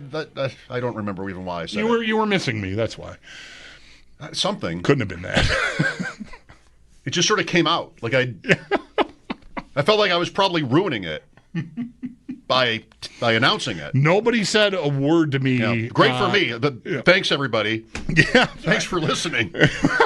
Or instead, maybe we're just so into each other that nobody would spoil it. Maybe let's say it was that, not that nobody was listening. That was it. Yeah, that had to be it. Even nobody at work said anything to me. Right. I don't. That could be a bad sign. I mean, right. The key still works, but right. I don't know. I gotcha. Yeah, it could be ending soon for me. Oh man, and I'm over here accusing poor Allie. Well, not really. I mean, you didn't think it was her. You just didn't have a better idea. I didn't have a better idea. Like she. I guess I forgot that I told you I have this thing about such detail about the chairs. I could have given you the weekend on this. Yeah, you definitely could have. You probably should have. Somebody then maybe tells you. Yeah, if I'm out tomorrow or something, maybe somebody says like, "Hey, I heard you, on Friday talking about the chairs. It was Mike." Should I have done that instead? Should I have just let it hang, until somebody else told him it was me? I don't know. I couldn't have. I did. I'm trying to remember how long I let this run. We rented a car while we were in Puerto Rico, and it was a Hyundai Santa Fe, which is the same car you drive, but I guess it was a newer model because it doesn't look anything like your car. I described it to my kids because we were picking them up at the airport. I'm like, I'm going to be driving a car that looks like it was built in Minecraft. Is how I would say it. And I like the car. I like the design of the car, but it's all sort of square. Yeah. It's just a lot, and it's very attractive and it's super comfortable. We all fit. We're huge, and we all fit in there. It was great. I noticed, in fact, I think it was when the kids were flying in, and I wanted to tell them what kind of car we were in, and I was in the car. I wasn't driving at the moment, and I was in the driver's seat of the car, and I'm looking around the car for some sign of what, like, tell me what you are, car, right? Usually a car has some insignia, the make or model on the dashboard somewhere. This car had no markings inside it at all to tell you what it was. Okay. So I noticed that, and then Owen was driving. The day we went and played golf, I had a few beers, and he didn't, so he drove us back from the golf course. And we're sitting at a red light, and I said to him, take a look at your field of vision here for a second, and tell me if you notice anything peculiar about this car. And I said, it has nothing to do with its operational functionality or safety or anything at all. It's aesthetic. Just tell me if you notice anything that seems odd about this car. And he sat there and he looked around, and then the light turned green. He started going, and he's like, this is driving me crazy. Like, what could it be? What is it? What is it? And I think I let him, like, through the night. I think it wasn't until hours later I said, there's no insignia that tells you what make or model car it is inside the car. Like, even when you start it up, it doesn't say, like, Hyundai, nothing. There was no, that was kind of strange. Like, cars usually want you to know what you're driving. So I had a little thing like that with him where I was able to. You let him hang. I let him hang for a bit. But did you put all the chairs back? Oh, yeah, the chairs were all back. Yeah. I couldn't. Of course. I couldn't. Well, I can't live. Of course. Well, thank you. I should thank you for that. Because now I have no chance that on, like, Monday morning somebody finally, that's enough with the chairs. They're all over the room. What happened in here? Then they get, like, the building people involved, and maybe there's cameras, and I guess I should be lucky that hasn't happened yet, as far as I know. Who's coming in here at night and moving all the chairs around? Like, that might be a thing you could ask. But I love that this has been going on for months without me realizing it. It was never dramatic enough for me to notice like I did just now. It only worked because you went down there twice. That's right. And I went in between and moved everything around. And when I come out of that room, I sort of jerk my head to the right to see if you're going to see me. Right. Like, what's my story? If we went down on the same break, and you see me come out of that room, like, what are you doing? What's this? Yeah. You never come down here. You never come down here. Okay. That was a very good guess. All right. Full marks to you. Good job. I got the payoff You on did. A Friday. Perfect little payoff. Really did, because I was no guest in the way. I was aghast when I walked back in the room. I just, like, how could this happen? I was happy with the garbage can one. I don't know, right up against the wall, a chair just, like, pinned against the wall. Tonight in the playoffs at 8 p.m., Carolina hosts Florida, and with a win tonight, the Panthers would head to a third straight Stanley Cup final. And good news for the Panthers heading into tonight. Head coach Paul Maurice confirmed Sam Reinhart, along with Nico Mikola and A.J. Greer, are expected to play. Looking ahead to tomorrow, bad news for Edmonton. Zach Hyman is set to miss the remainder of the playoffs following having surgery today. Then at 8:30, the Thunder host the Minnesota Timberwolves. OKC advances tonight with a win to the NBA Finals, their first finals trip since 2012. No Bisons tonight. The game against the Knights was postponed due to rain. It's going to be made up tomorrow with a single-admission doubleheader, which will begin at 11. Then in the majors, the Mets just fell to the White Sox 9-4. And then later on in the evening, Blue Jays in Texas versus the Rangers at 8. And the Yankees, they are in Los Angeles looking for the sweep of the Angels with first pitch just after 9:30. It's Paddock Chevrolet Sports Headlines. Paddock Chevrolet celebrating 90 years of being your hometown dealership. I'm Zach Jones for WGR Sports Radio 550.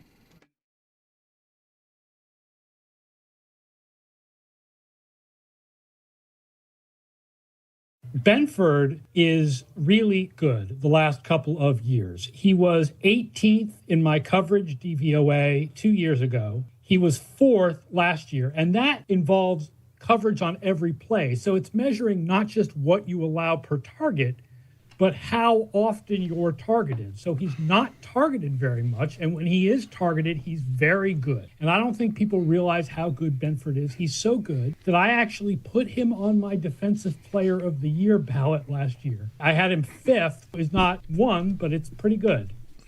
Aaron Schatz. I am a fan of his, and if he put Christian Benford on his Defensive Player of the Year ballot, I bet it was deserved. Mike Schopp and the Bulldog here. Aaron was on One Bills Live. We just got done talking to our guest from Denver, Zach Stevens. R.J. Harvey, the running back they drafted, one of many running backs. Remember the days before, the weeks, months before the draft, talking about all these different players. Running back really didn't dwell on. I wanted to. Bulldog said no because the Bills were not going to draft one. He said... And if they only would, you said they only would if they were worried about James Cook. Yeah. And they did not draft one. Harvey, one of a dozen guys or so that you could have put in any order outside of like the top 4. He might have gone 5th, actually. So I called up his page when Zach was on. 6.8 yards per carry last year for Central Florida and 22 rushing touchdowns, 131 yards per game.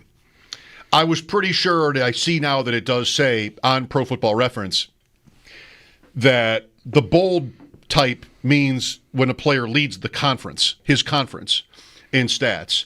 But I didn't realize, I wasn't sure of that right away. So I called up Ashton Genty just to see, like, wait, he's got bold print for yards per attempt 6.8 and touchdowns 22. Harvey, did he really have more than Ashton Genty? No.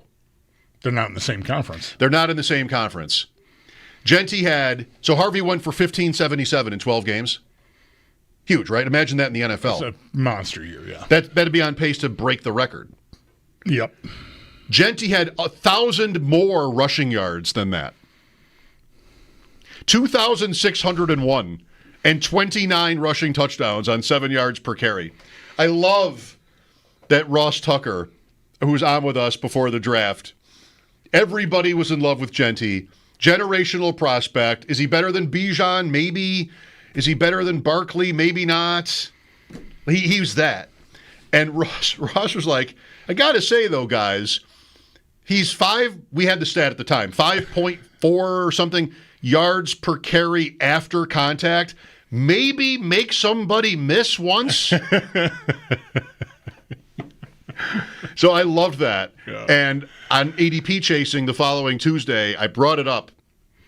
And the looks I got from my 3 guys when I don't know, was Ross entirely joking? Maybe not, but it's funny, right? You laughed. It's funny. Yeah. He might not have been entirely joking, but I mentioned, I was talking to Ross Tucker, and he had this line about Genty where he brought up 5.3 yards per carry after contact. He's like, can't he make somebody miss once? And I got like blank stares from my guys. Like, wait a minute, what? Pat Kareem was like, what? He was the best ever at making guys miss. I'm like, all right, slow down. A, it wasn't me saying it. B, I just thought it was funny. Right. I don't think you take Ross too seriously on this one. I didn't fact check this before you brought it to the panel, and the panel didn't seem to appreciate it very much. They did not like it at all. Right. They were taken aback, right? To say the least. Well, sure. Different conferences. The guy from Central Florida was playing in the Mountain West, probably, and the kid from Boise was in the ACC, I imagine, right? Is that how that worked? Yes.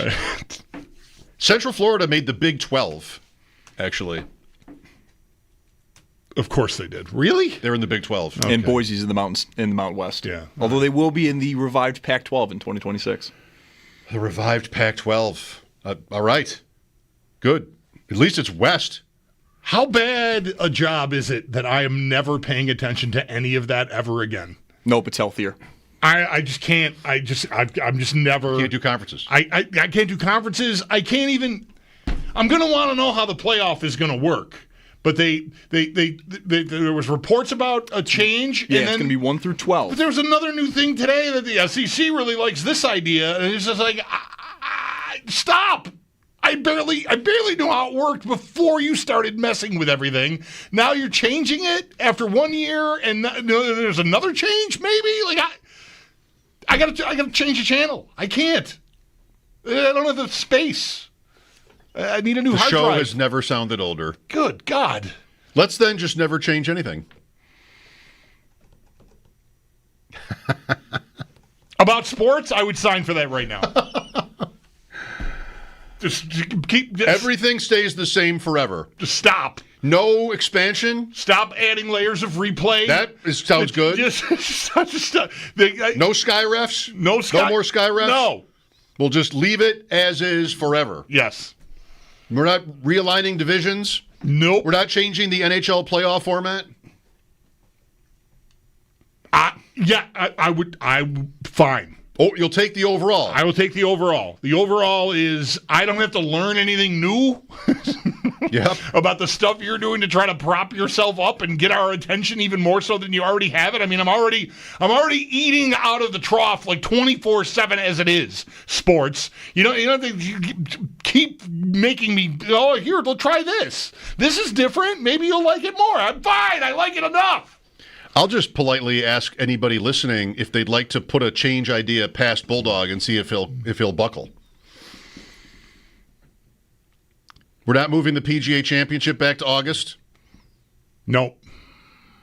We're not. We're just fine right where we are. We're still allowing blanks in the Grand Slam of curling events? Sure. Even 2 in a row? Whatever that means, sure. Yep, all good. Big one was the playoff. You slipped the playoff seeding past me in the NHL. I'm not going to blink at anything. Goalie interference? Any way to clarify it? Who cares? Who cares? Anything goes. Offside challenge? My kid's not a goalie anymore. I don't care. Go smash into the goalie. Saw a little bit of that in lacrosse over the weekend. Yeah. Largely go uncalled. What did I say? Offside challenge? How about the proposal by the Lions recently at the owners' meetings to eliminate all Boston teams? Ooh, I didn't hear about that one. That didn't get reported very wide. It didn't really get out. Proposal to eliminate all Boston sports teams. No, you like the Red Sox. I still like the Red Sox, yeah. I mean, I guess I have to have a team that I like. I guess it's them still. This would mean your team would never move. No team would ever move. Right. Replay in baseball, you're not going to care about that. Traveling is still illegal in basketball. Sure. Take as many steps as you want. All these years, I mean, why change now? Yeah. We're not about to see a return of a proliferation of 3-second violations. Here's what I propose. I would be open to change, but we're going to have to negotiate. So you want to change the seating? Then I get to pull something that I would be living with if everything stood still and never changed. So hockey, want to realign the divisions? Get rid of the offside challenge. Well, yin yang here. Wash my back, I wash yours. I will listen to reason. You have a good idea. I'm just going to want to get rid of something that is a scourge on the sports landscape, which the offside challenge is still maybe the most egregious, disgusting thing that's ever happened to a sport I love. You want one thing different? I get to change my thing then. Right. Well, you suddenly have a lot of power in this. I love that. I'm settling in. I mean, it's only been a couple of minutes since I was appointed czar of all of sportsdom, but I think I like this idea. You take your missiles out of Cuba, I'll take mine out of Turkey. Fine. Speaking of czar, almost. All right. Czar adjacent. You take your missiles out of Cuba, I'll take mine out of Turkey, okay? I'm an understanding, compassionate czar. But you can't tell we're not going to mention that I'm doing it. We're not going to mention that I'm taking the missiles out of Turkey. What's going to be public is you're taking your missiles home from Cuba. Mm-hmm. But mine are good. I'm telling you, gotta make it look like on a my win. honor. Yeah. Right. But we're not going to mention it. Right. For at least a couple of years. Deal? Think of how much anxiety could have been saved right there. Boom. It wasn't not an original idea. Those 4 days in October, 1962. Yeah. Somebody listened to a podcast today. No. Wait, I did. What was it? I was on one. It was Purple Insider. You want to think? Maybe that came. The Cuban Missile Crisis came up on Purple Insider. You never know. That Collar, he's pretty well rounded. He is. Oh, thanks. Yeah, no, he is. And yeah, that's about it. I didn't really do much else. Yeah. Well, all right. Again, the invitation is out there. Yeah. If you have a sports change idea that you think would convince Bulldog to just sort of lighten up on these changes, let's hear it. No boats during no boat rides during OTAs. Get to work. No, voluntary is voluntary. I don't need that. I mean, maybe not have the video of you reaching into your pocket to pull an illicit substance out. That might be, but boat, fine. I got no problem with the boat. Poor boat. The boat. Last time the NFL and boats, like it's Beckham as a young guy with the Giants, right? Before the playoffs, and they're on a boat. He was teammates before they played Green Bay. Right, I believe it was. Yes. You got to say this for Diggs. He's not worried about consequences, is he? Take your pictures. This is my new girlfriend. Here are 50 other women on the boat. Whatever the pink stuff is, no. He's not worried about it.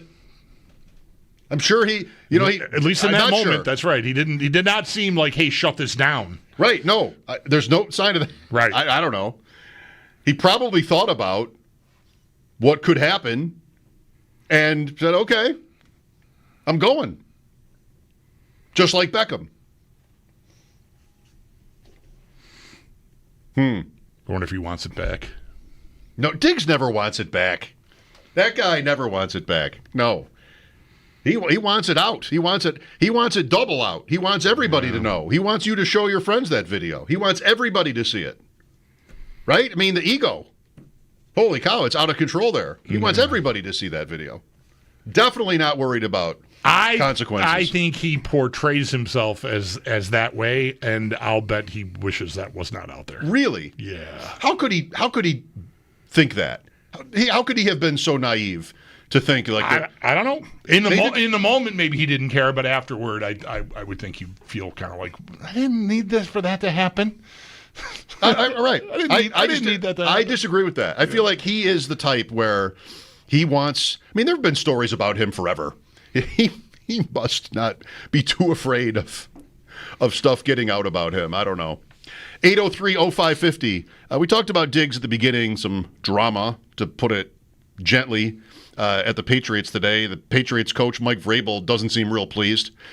We will look for your calls again after a break. Mike Schopp and the Bulldog here at 803-0550. This is WGR.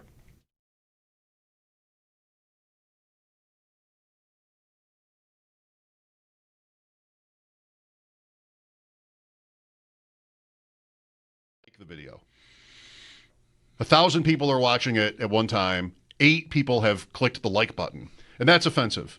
In that community, no. Just please go out of your way, if you must, and just click on the thumbs up. Do we have the thumbs up? We do. Yeah, all right. Please click the like button. Yeah. It helps to grow. I believe it helps to grow the program.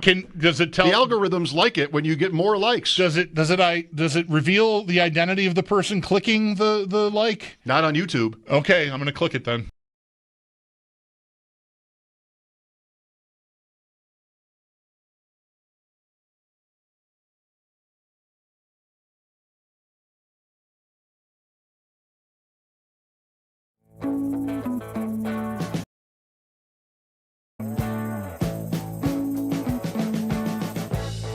We've been living in sin so long, all the feels are gone. Fella stopped me on the street last night, said everything's alright. Roller coaster, make it through the day, I'm right. It seems your meal ticket is gone, but life goes on. I could never imagine something better. Yeah, right. Now you're cooking on high heat in the middle of the street. Roller coaster, take me to a better time. Let's go.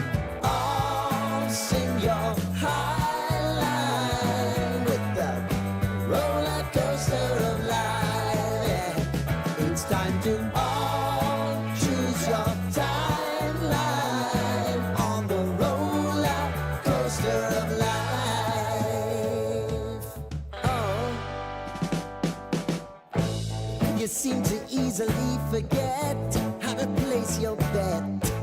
When everyday life gets you down, you gotta steal the crown. Got to own it. Don't bitch and moan about it, please. God forbid you scrape your knees, and it's nothing to sneeze at. Oh, I've told you over and over again. You gotta get both hands around it and make your own plans. Roller coaster, it's taking over. It's about time. Oh, sing your high line on the roller coaster of life. You've got to all choose your timeline with the roller coaster of life. Roller coaster.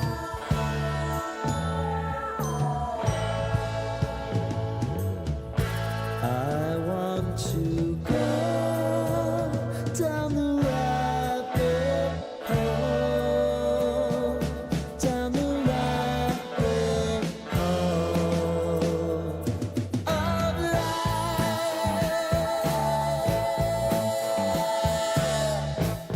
And now it's about to leave. Oh, roller coaster.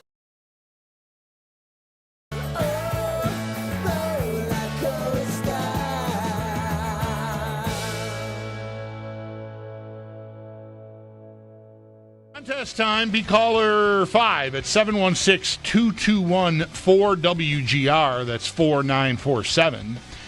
To win yourself a pair of lawn tickets to see Breaking Benjamin and 3 Days Grace at Darien Lake Amphitheater on September 17th. Courtesy of Live Nation. Tickets are on sale now at livenation.com. Good luck.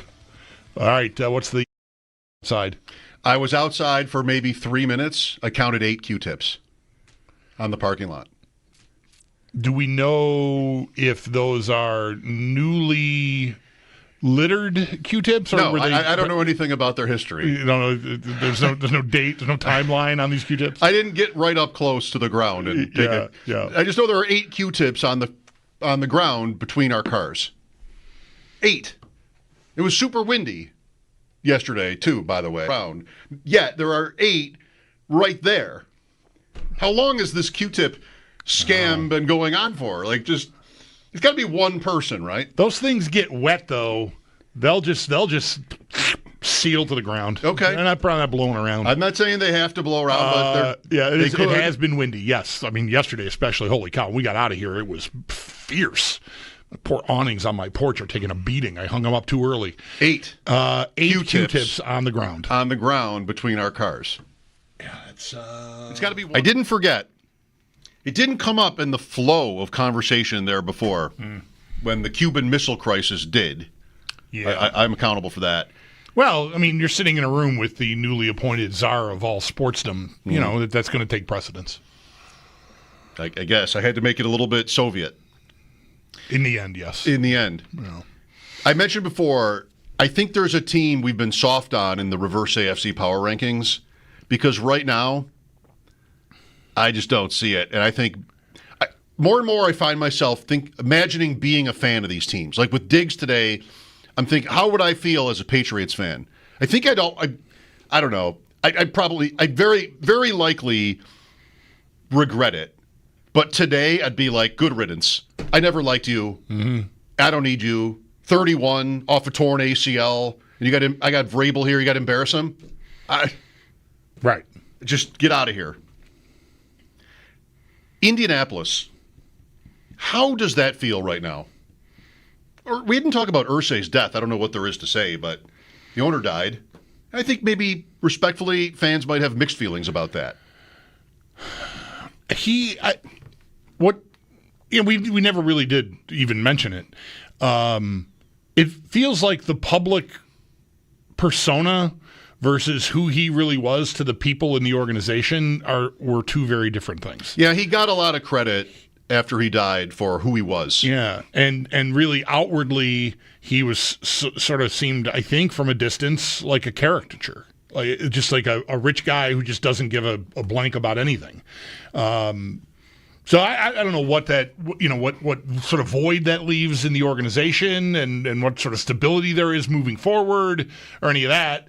But I mean, it certainly could be a significant development that he's not at the helm of the ship anymore. Well, he was, publicly at certain times a buffoon. I mean, he thought Andrew Luck wasn't tough enough. Like, he was vocal about that even. He, was on Twitter in the middle of the night on random nonsense. Just like, when,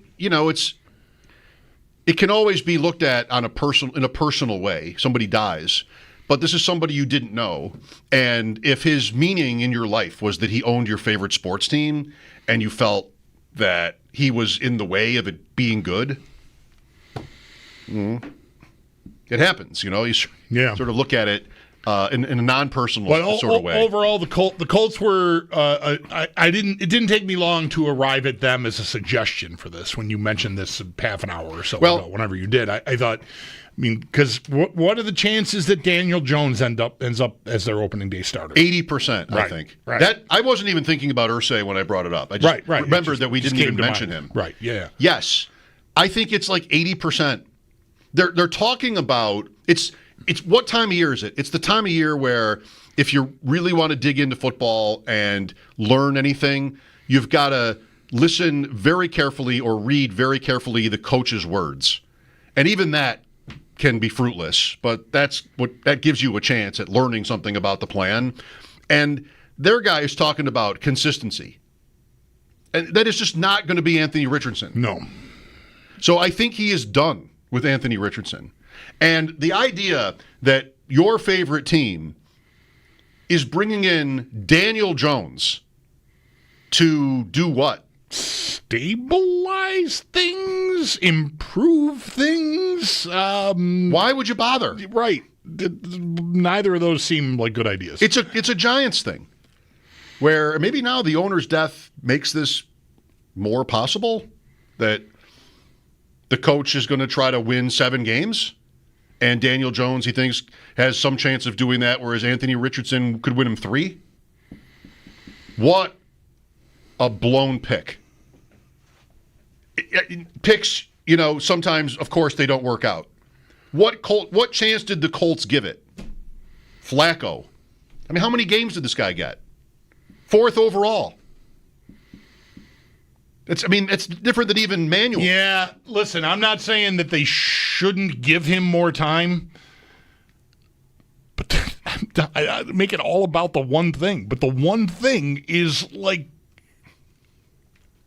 one of the most horrendous things I've ever heard about a football player. He doesn't know how it works. That in and of itself, I feel like, yeah, he's the 4th pick, but I cannot give you the ball. I just can't give you the ball. How many other things behind closed doors is he clueless about? If he doesn't know to not take himself out of a game in the middle of a drive because he's tired. I'm giving them. Look, they blew it, but I'm giving them a lot of room because Lord knows what we don't know about what he doesn't know. If he doesn't know that. Okay. But Daniel Jones is a horrible Daniel place Jones, away. Come on, though, of all names here. Some of these Browns guys, Flacco is one of them. We just did that. Pickett, I think I could sooner talk myself into Kenny Pickett than Daniel Jones. I definitely could. I would. Dalton. Was he there? Was he already been in Indianapolis? Not sure. I'm going to run with you on Dalton. Been a lot of places. Yeah. It'd be so depressing. And, I'm often thinking about all this in the context of, like, this job. So it'd be like, oh, Sal, how do you look today? Oh, pretty good. He can move, and, he threw the ball 4 yards 7 times in a row successfully. Of course, Sal couldn't actually be so specific. Right. But, He'd have to have a guys, right. He's won a playoff game, which is true. Oh, it would make me crazy. Yeah. There are so many NFL teams right now, I feel so lucky to not have to talk about on the day-to-day. The Steeler thing with Rodgers would just make me nuts. I would want to treat it like sometimes I want to treat the Sabres, which is to ignore it on purpose, which, you really don't want to do, but you want to do it.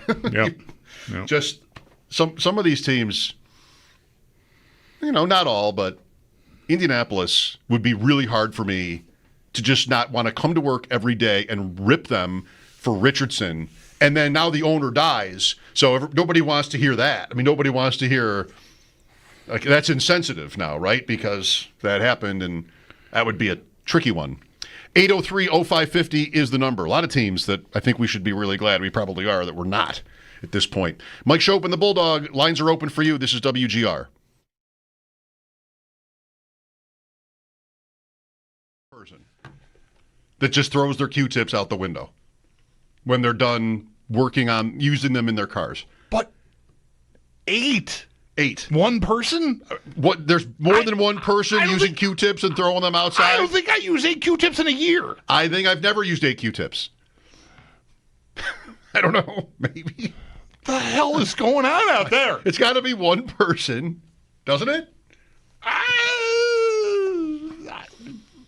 That would be my best guess, but and they have can't, to. And they can't just keep them in their car to throw out another way. They just throw them out. Yeah, that's what's happened. That's it. What else is the garbage? And so, I don't know. I've got the garbage. No way. I don't.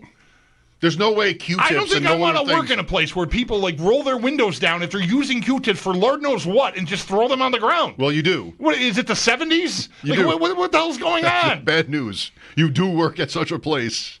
It's driving on the highway 65 miles an hour. I got a little left in my soda from the fast food drive out the window. That was the 70s. Who gives an F about anything? Throw a burrito. It's out the window. Nothing matters. 2025, what are you doing? Throwing Q-tips out of your car. Probably very surreptitiously. This is that people who saw you do that would be like, well. Yeah, absolutely. So you're doing it. You call someone. What are you doing?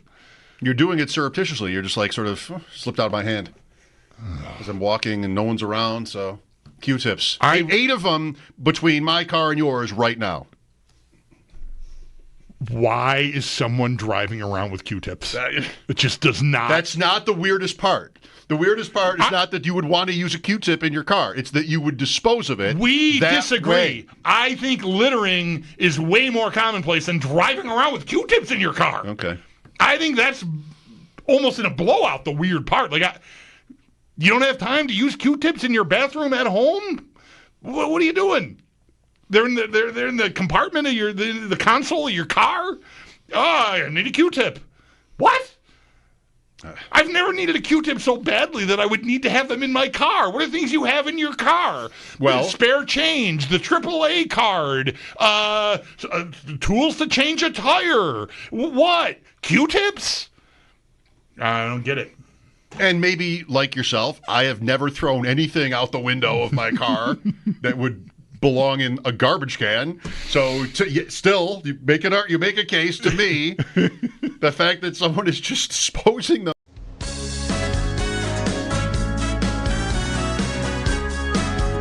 It's Mike Schopp and the Bulldog. Uh-oh, guess what day it is? Guess what day it is? Huh? Anybody? Monday, Tuesday, hump day is halfway. It's Mike Schopp. Mike. What day is it, Mike? And the Bulldog. Hey, guess what day it is? Oh, come on, I know you can hear me. It's Mike Schopp and the Bulldog. Guess what today is? It's hump day. Woo-hoo! On WGR Hump Day Sports Radio 550.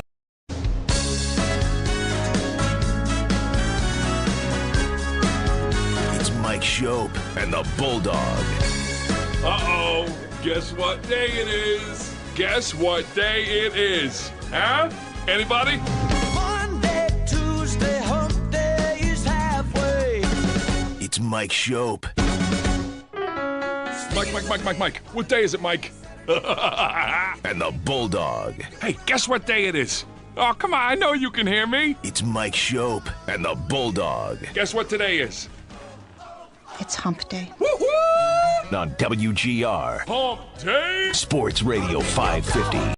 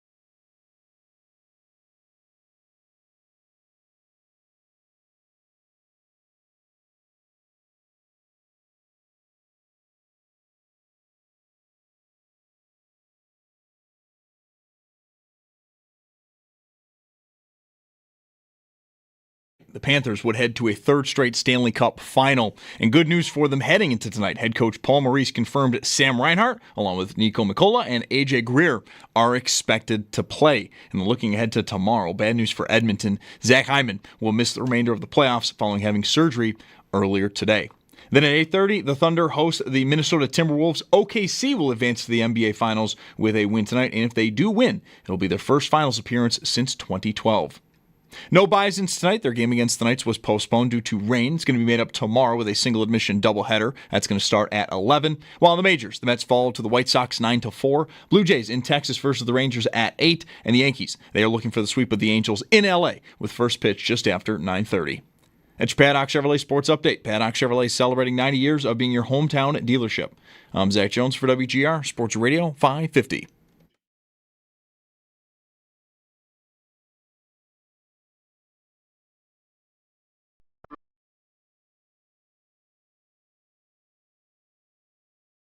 It's Mike Schopp and the Bulldog.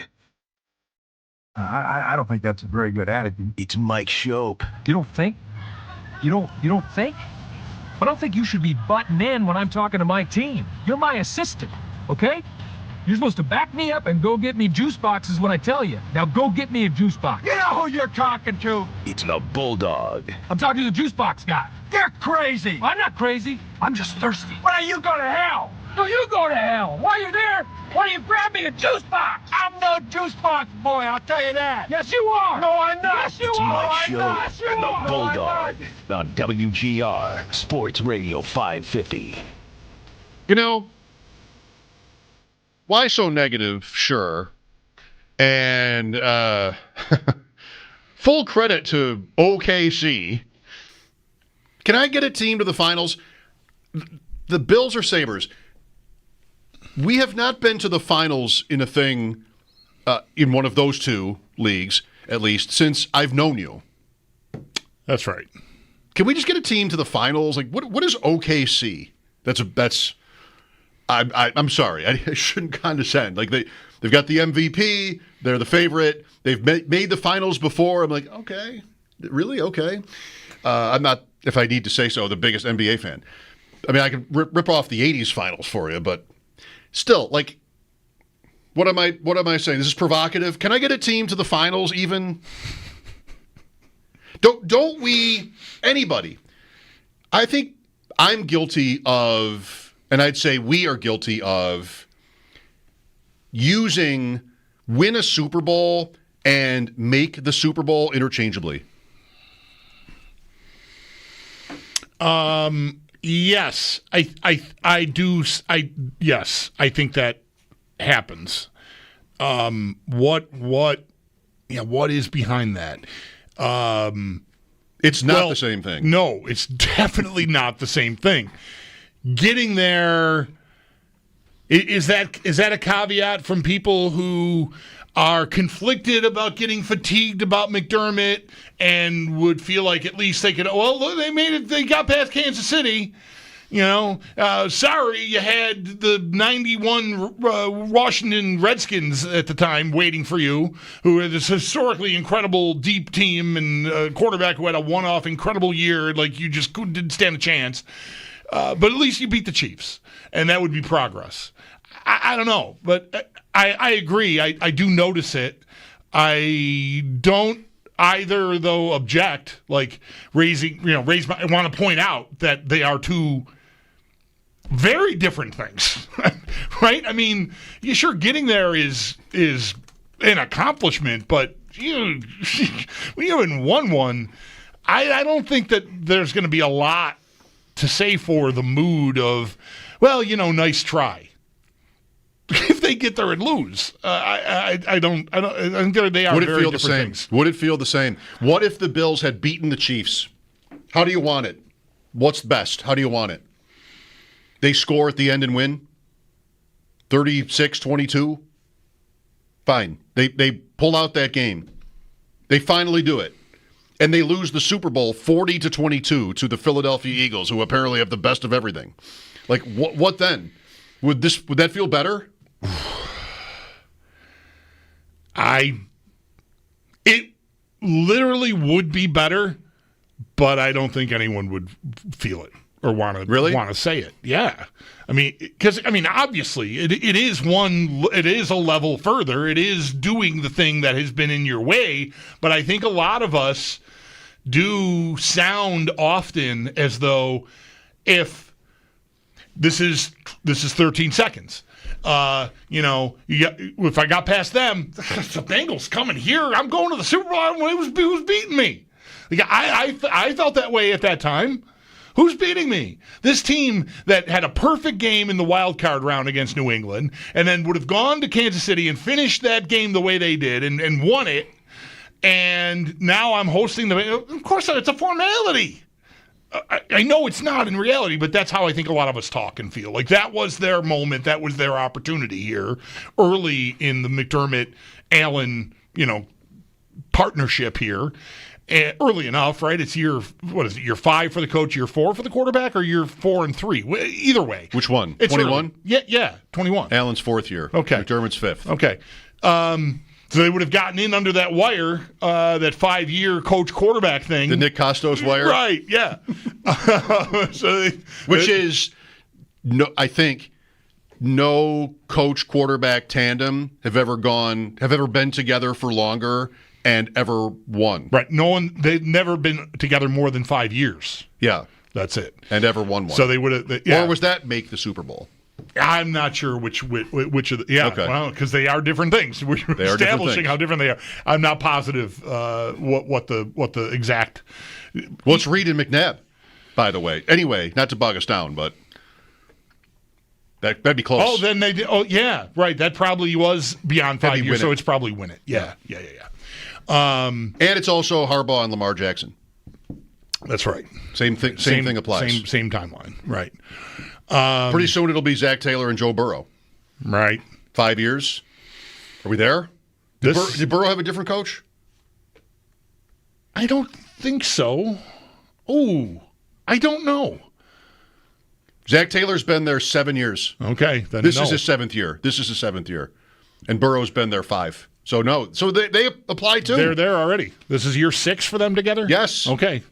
He was injured as a rookie, but still. Yeah. That doesn't count. No. It doesn't pull the year away. I wonder what fans would say. Like, just hypothetically, what would it feel like right now? I was thinking about this without that specific, corollary or whatever this morning anyway. The coach and the quarterback timeline? No. Sorry. Just what win versus just get there. No, just how. I'll stop talking. Not the Cuban Missile Crisis either. How fans feel in this moment. Because it has become monotonous, the Bills. The story has been repetitive. And I think naturally each year that goes by, you'd have a little bit tougher time revving up and buying in. I think naturally that would happen. The Sabres are an example of that on the other end of the spectrum, where no matter what they do, this is both teams. No matter what they do, they can't get there. Only for the Sabres, that's a playoff spot, and for the Bills, that's the Super Bowl, even just making it. Yeah. So it would just be, not in a dramatic way necessarily, but it would be, I think naturally it gets tougher to, like, say you're expecting it or to invest the energy in it when with each year goes by and it's the same result. That makes sense, but I don't think I wouldn't want to cop to that myself. I don't want to say I don't think I feel that way, which implies that I'm not sure how I feel. I'm pretty sure I don't feel that way.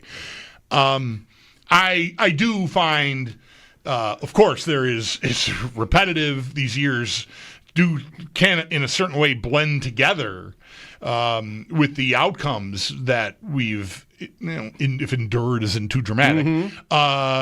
But I still feel at this time of the year, and I don't have any trouble getting revved up. The draft comes and goes. Do I get the guys that I was hoping for? What is that really worth? No. Like I'm living in a space where I assume they're going to be great to very great, like whatever. They're at a level that I expect, but yet I'm also, I don't think, taking it for granted. I am revved. I get revved up. I get excited. Like here it comes. Here comes the show. It's starting. Let's see what this season is going to give us. What do the script writers have in mind here? How's it going to end? Certainly is the focal point. But I don't. Yeah, I want to certainly. I'm self-conscious about taking something like that for granted. And so I think a part of my reaction is to make sure that I'm getting revved up and so because I don't want to take anything for granted. They're so good and have been so good for not forever, but here it's a right long time where it can get, yes, monotonous and repetitive, but I still don't have any difficulty getting excited for it. Okay. Myself. Here's Jeff with us. Hi, Jeff. Hey, how you doing? So, I have no problem. Just like he said there, I got no problem getting ready for this season. I'm excited. I just hope we get the player. If the player is healthy or not, the next man's got to come up and play the spot. Bean's trying to do what he's supposed to do to try to get the better player. Sign someone. I would say, I don't know. I'm excited every year. For 20 years, I had to live with trying to get excited for an 8-season win. And I want him to actually get worse so I can get a better draft pick. And we were just terrible for 20 years. As far as these years go, and we have Allen, I think we're in it every year with him. I mean, look at our offense. I mean, we lost our receivers. Last year we were great on offense. Phenomenal with the nobodies is what you would call it, or leftovers, or in my opinion, compared to the, other teams that might, like Cincinnati and other teams that maybe have high-end big receivers. Stars, right. We did great, and then for the morning show guy to complain about not picking up a receiver, I go, we had the numbers last year on our offense. It was all defensive problem. We have a little stronger defense. We were in it last year. So that's more about, I'm not here to speak for them, but I generally agree with that take. And that's more about the positional value. That's about position. The difference there is about positional value. And for all you have to admit, they certainly have made the effort on the defensive line many times before. And here we are still needing help. So what has it been worth, That's what that is. It's worth a try every year. I mean, you got to try to make it work, and what we lost people because we tried those few years before to stack it up, spend all the money, and then we couldn't keep the guys, so they left. Right? And, the one guy went to Chicago. He didn't end up doing too well there. What was it, Edmonds? And other guy left. That's fine. As long as you somewhat replace it and try to get someone to fill the position. But last year, our defense, it didn't work. People got hurt. And the ones that were in there I think they did pretty well for the defense we had. It just, unfortunately, I think we needed more help. and it showed in the Kansas City game toward the end there. But other teams seemed to dominate the Kansas City Chiefs, and we kind of couldn't for whatever reason. Yes. But but I'm in it every year. I'm in. You think you feel the same way if they had beaten Kansas City and lost badly to Philadelphia? Not in terms of how much emotional energy you have to invest, but about the overall, about the team. Oh, I'd be in it. Next year, let's go get them. See, I'm in it every year because it's a fresh new game. So, yeah, I'm in it, right? Okay. If you have the mentality that, oh, my God, here we go again, another playoff loss, right? I guess we're talking – thank you, Jeff. Appreciate it. I think we're talking about two different things. And we brought up both things. Right. How you – like the energy you have to give for it is one point that you're responding to. Like the other is what you would think of their chances. And maybe, not necessarily this caller, but some fans would be – that would be the same thing. Because you don't obsess about what their chances are. Life is a drag like that. If you sit around and calculate the odds of winning a Super Bowl every year, and they're pretty slim, even for the best teams, well, that's kind of depressing. So why would I want to make it about that? Yeah. I mean, I admire people like that. I don't think I could ever do this job that way. But people who are more casual about it and just here for the Go Bills life, that's great. But not. All those people would only be the one way. A lot of them would also be like, all right, so what is it? Of course, millions of people, thousands of people would be this way. Yeah. Is also wanting to know, like, what are their chances? And I think if they had gotten blown out in the Super Bowl like the Chiefs did, they would have done so without the pedigree of the Chiefs having won 3 already, right? So they get a pass for that loss, right? They kind of get a pass for that. It was coming. To an extent, yeah. I think it would be very easy to write off as, of course, it's bitter, it's another opportunity, and it's too similar to what happened in the 90s a couple of times where you're just not even up to it at all. And so there's a familiarity for the fans who've been around for that era and are still here now, like we are both. But I think mostly what the right thing to the way that I would want to approach it, which I think would be right, is what a bad day. It's a one game. I am not disqualified. I beat the Chiefs. I showed I can do that. I got to do that again probably, and hope I don't run into some wood chipper from the NFC, which Philadelphia pretty clearly was last year. I doubt that they'll be that dominant again. And I don't assume that the Bills would have lost that badly to that team. I kind of think they wouldn't have. Because Kansas City was just so worn out. Well, the thing, I mean, if we're really doing this, I remember saying this after the game. The thing that undid them was they could not protect Mahomes. The Eagles just won up front with guys that at the time maybe you weren't even like, Milton, who? What is even happening here? The Bills up front were nails last year. It was one of the things I remember. It was funny. We just talked to a Denver guy last hour and never got around to talking about this. But coming into that game, Denver, they get to the quarterback. You better look out. I'm not worried about it at all. I'm great at that. Now, that doesn't mean you would have handled those guys for sure, because there are a couple of pedigreed hellraisers there. But I don't think the Bills would have had the trouble the Chiefs had protecting Allen. How would you describe the pressure that the Chiefs got on Allen, that the Chiefs did, not what we'd imagine the Eagles would do? Because that was significant. They don't make his life easy. He's able to get, in these games, his, so to speak, but I don't know. That fourth quarter was hard. Just maybe a few different play calls. That's how I see it in my memory, is that everything was hard for the Bills in that fourth quarter. You've kind of said it. Like, you've been willing to put more blame on the offense, sure, for that loss than I have.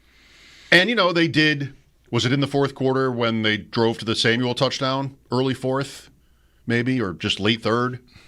But I think of that, here's the ball game. And they're incomplete passes. He's under pressure. Fourth quarter, Samuel, that play, yeah. Ties the game. And then the jailbreak to end it, to basically end it. So maybe Philadelphia would not have had a field day against the Bills in that area, but Kansas City, not a field day, but not insignificant. Would you agree with that? I know how the game ended, and that was a mess. I don't remember feeling. I definitely share that it was hard, but I don't remember feeling like the line had a terrible day and that the Chiefs I wouldn't kicked say them terrible. around. I wouldn't say terrible either. It's 2 sacks for what it's worth. I mean, it's not everything here. It's pressures and comfortability, being able to execute and get the ball out and all that. So yeah, I don't know. I think I want to stand by. I don't think the Bills would have had the trouble up front that the Chiefs did. I'm not disagreeing with that. The Chiefs had a terrible day against the Eagles. They couldn't survive. All right. Well, anybody else welcome to take the question? Like, how might you feel differently if the Bills had been in that Super Bowl? Don't we sort of not? Of course, we wouldn't all do this. What did I say at the beginning? I think we have been guilty of talking about making the Super Bowl and winning it as if it's the same thing. And, I mean, there are 2 mountains to cross for these guys, not one. It's not just winning the AFC. Right. How does Cincinnati feel? At least they get to be the team that got there. Does that feel good? Is that a flag you'd fly? Maybe. I mean, they did what AFC Baltimore and champion. Buffalo can't do, and Houston. That's a banner. They can't beat them. I mean, what are the collective records in the playoffs? Bills are 0-4 in these years against Mahomes. Houston's at least 0-2. Baltimore's 0-1. That's just that one at home in the playoffs. Right. Like they're winless. The Bengals at least have 1 and almost 2. Getting connected with the fans brought to you by Northtown Kia, Western New York's #1 Kia dealer. Shop online at northtownkia.com. We'll look for your calls again after the update. 803-0550 is the number. The Bisons were rained out today. They'll play a doubleheader tomorrow morning. We've got Sam Reinhart likely back for Florida tonight in the Eastern Conference Championships, Florida and Carolina. And we've got sled hockey on Friday. Okay. The rematch. Oh, yeah? I'm surprised you haven't been briefed. USA China. Aren't you our USA China guy in hockey? Not sled hockey. No? I don't have any intel on that. Are you sure you don't? No. Are you sure? No. In Buffalo. This tournament. It doesn't change the fact that I don't know anything about it. Because your intel isn't in Buffalo either. No. My When they played in the Olympics. my intel's in Shanghai via John Gale's son. Yeah. Well, cool that they're having the tournament here in town. Back after sports, Mike Schopp and the Bulldog, WGR.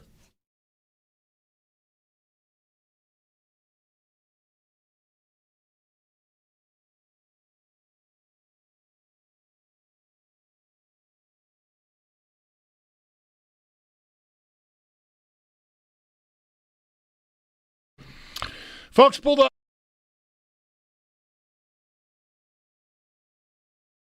Panther sound effect that is just Bulldog. They have this Panther sound effect that is just the cheesiest, stupidest sounding thing. Big voice guy going, Panther goal scored by Sam Reinhart. Where'd you get that thing? I trapped it. Been keeping it in my bathroom at the motel, feeding it old pizza. It's Mike Schopp. If you're calm, that wondrous big cat will be calm too. But if you're scared, that beautiful death machine will do what God made it to do. Namely, eat you with a smile on its face. And the Bulldog. On WGR Sports Radio 550. You know you have one of the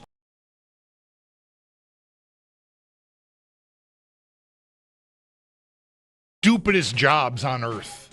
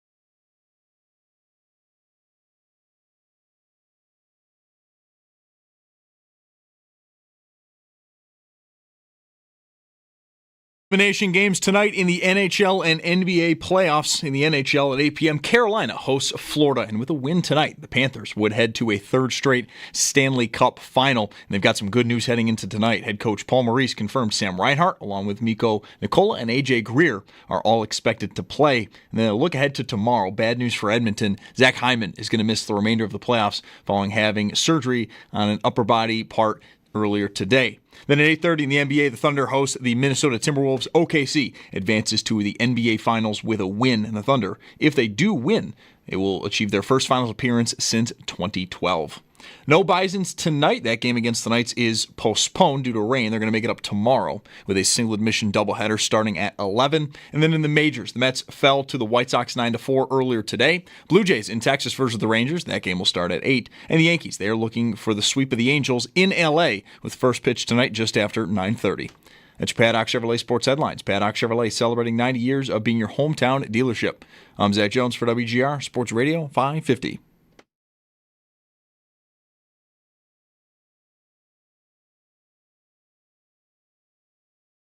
Just for all these young guys, it's new, right? So you're trying to get to know them as people. You're trying to get to know them and their skill set, where they need to improve in terms of their strength, their speed, whatever it is. We kind of a little bit of a skill assessment or a needs assessment on, hey, where are they more likely to pull early just from a medical standpoint. So there's a lot that they go through from a filter standpoint or evaluation standpoint when they first arrive. And really it's trying to integrate them and getting them moving. Sean McDermott, Bills are on the field again this week. Only the Tuesday practice does the media get to see. So we don't have Sal on today. We will talk to Sal anyway tomorrow about something. Just make stuff up. I was thinking through the break about the Eagles conversation. So how did I put it? I feel like I'm guilty of using make the Super Bowl and win it interchangeably. And I think I know why.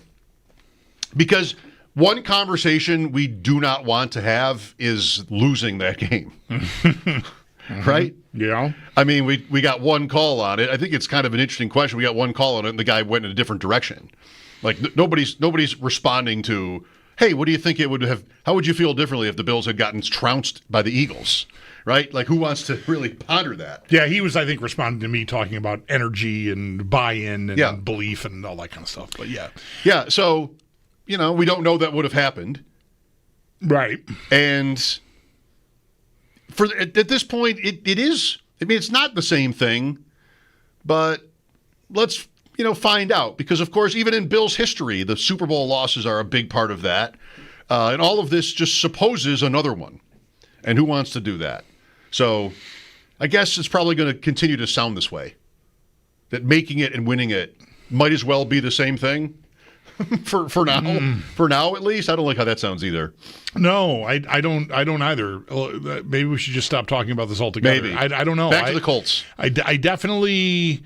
I do think it is important to focus on like we don't have any saying it, but winning it is what we're after. So getting there, let's just stop talking about getting there.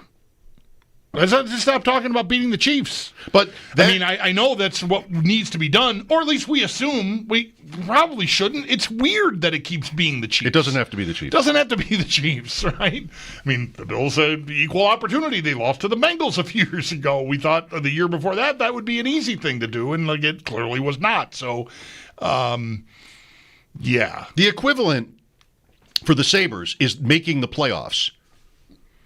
And that's very clear cut. Nobody's talking about the finals. No. For the Sabres. It's simply get in. Be as good as Montreal. Just get in. That's it. Or a little better than Montreal, actually, is all that's all that takes. That's the parallel. Is the Sabres get into the playoffs, the Bills get to the Super Bowl is the parallel, but of course that is one more game. And if you get that far, you can easily win it. You can see yourself winning it. Whereas the Stanley Cup from the 8 seed or something. That's a long ways off. Big difference. I mean, who wants to compare? The Sabre thing is depressing enough. Who wants to compare them to the Panthers? Oh, my gosh. Right? No, don't do that. Don't hurt yourself. Don't do that. Don't compare them to the Florida Panthers. I don't want to compare them to the Carolina Hurricanes, and mostly the Florida Panthers have made the Carolina Hurricanes look like amateurs. That's how good Florida is, and I think Carolina is, they're kind of like Florida light to an extent. They just don't have, the goalie's not as good, they're not as mean, they're not as skilled, they just don't have the depth, but like they're going to try to push you around a little bit, they're going to try to smother you defensively and just, take the game away from you. And that's absolutely what Florida does. So, yeah, it feels very far away. Contender. Playoffs, are never that far away. Because you're just talking about, a group of 5 or 7 or whatever teams that are sort of hovering around 88 points, and somebody's going to make it. That's not that hard. That's not a high bar at all. That's an embarrassingly low bar. I guess it is. It's really what it is. I saw that today Super Bowls in January and February. Hockey playoffs famous in hockey May. Sabres games in May. This is the anniversary of Game 5 in Carolina. 19 years. I was there. Jeremy was there with a group of Sabres fans that went down on a bus. I say I'll never forget it. I haven't forgotten it yet. I haven't forgotten any of it yet. Some of just indelible memories. Arriving at the parking lot for that game. We didn't I don't remember tailgating or anything like that, but the bus left the hotel in Raleigh. The series is 2-2. Mm-hmm.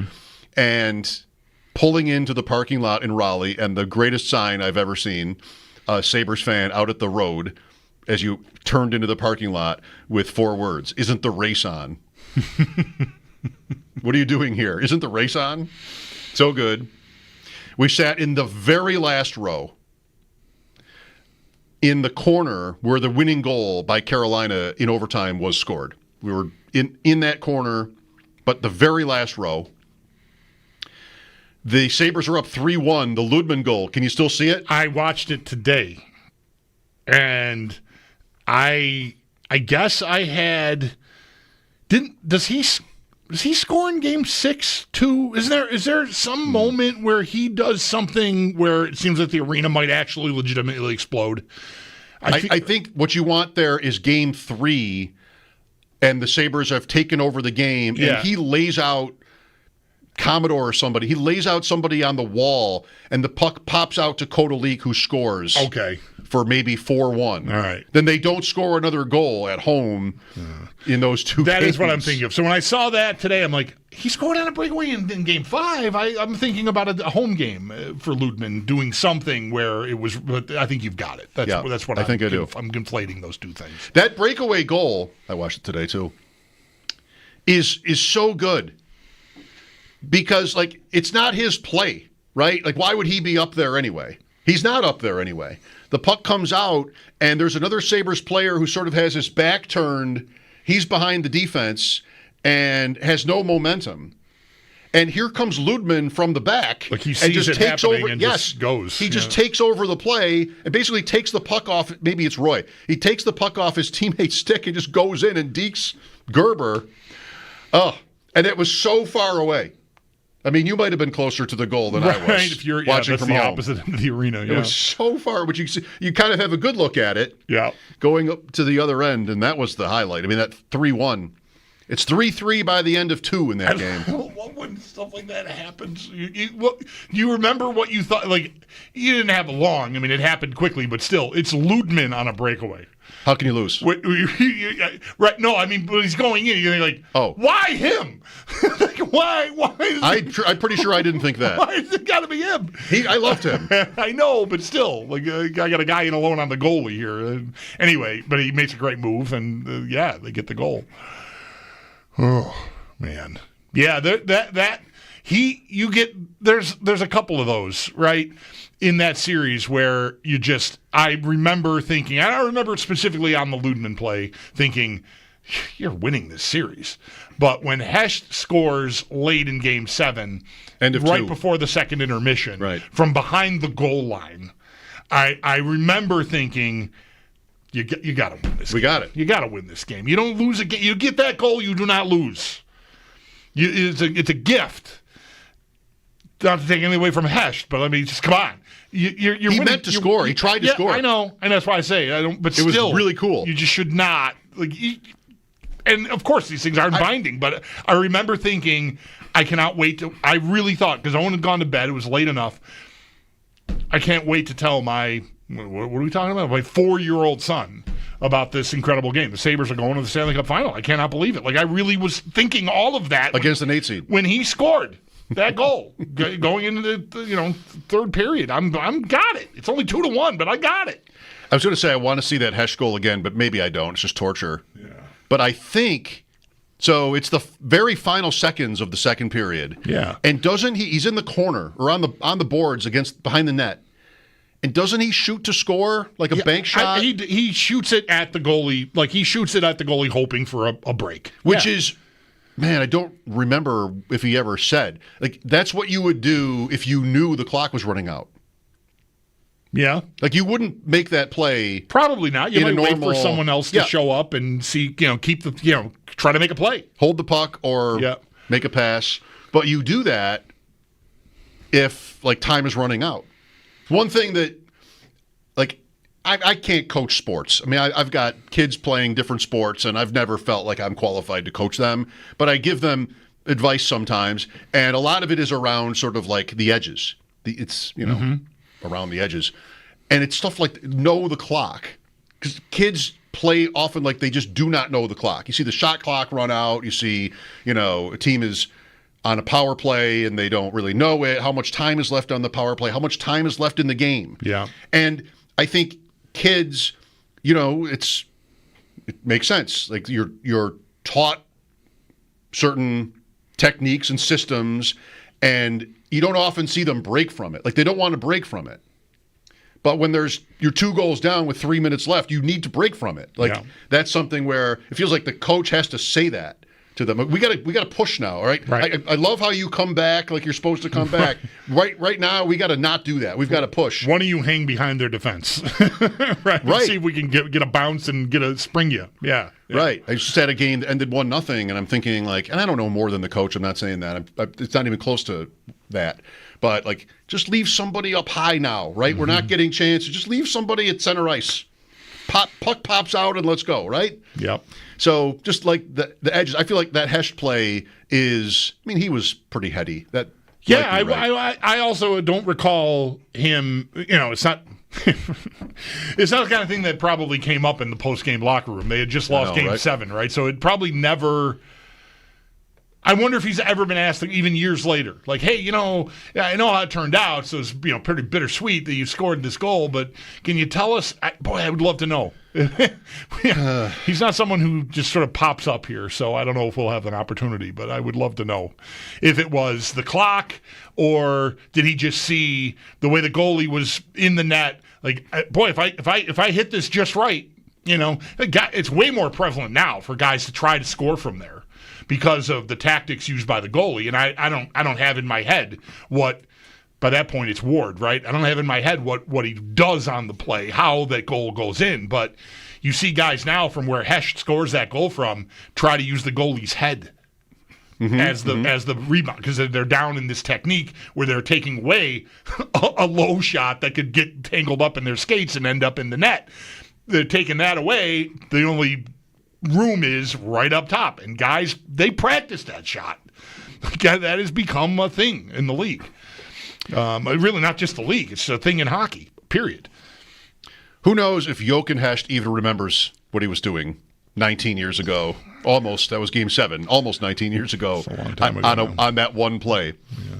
So that would be the Sabres' last goal in the conference finals. Carolina finally has a win since then. Yeah. That would be the Game 4 of the series they're in after 15 losses in the conference finals. Yeah, it was 12 in a row and then 3 to start this. Yeah.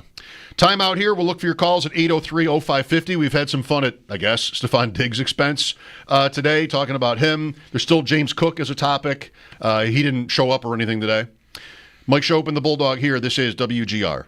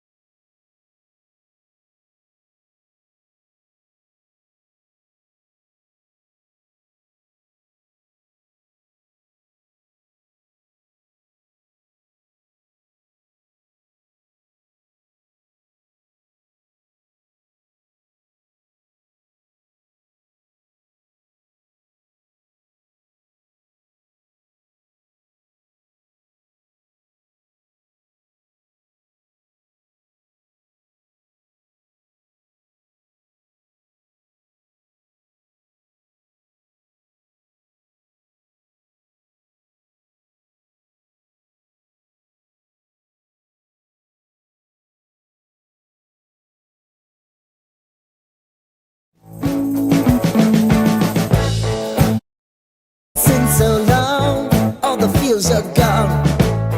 Fella stopped me on the street last night, said everything's alright. Roller coaster, make it through the day upright. It seems your meal ticket is gone, but life goes on. I could never imagine something better. Yeah, right. Now you're cooking on high heat in the middle of the street. Roller coaster, take me to a better time. Let's go. All sing your high line with the roller coaster of life. Yeah. It's time to all choose your timeline on the roller coaster of life.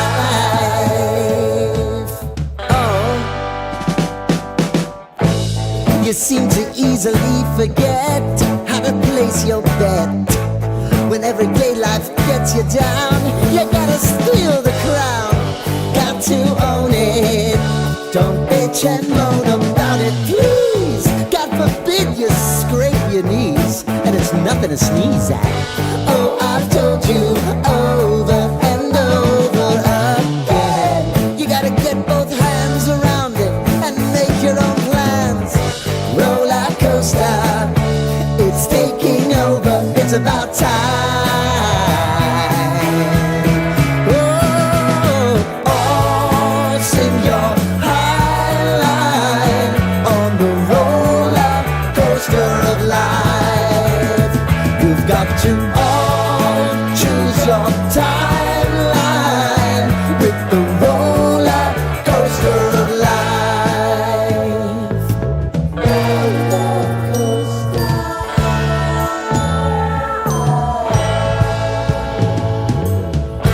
I want to go down the rabbit hole, down the rabbit hole of life.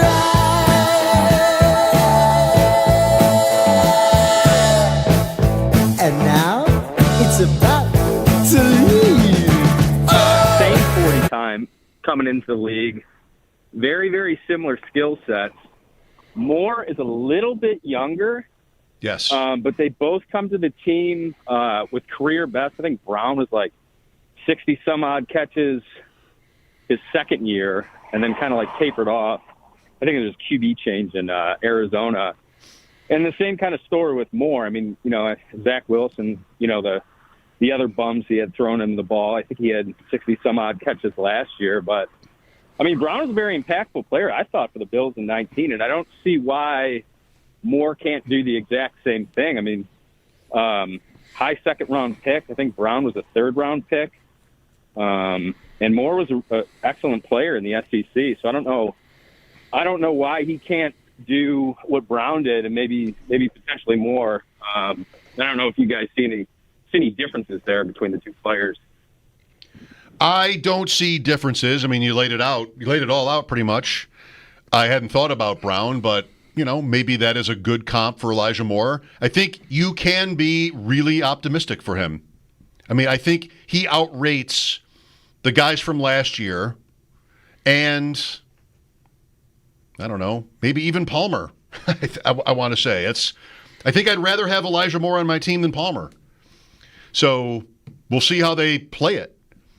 You got to get John Brown. I mean, I'm looking at it since you brought up his name.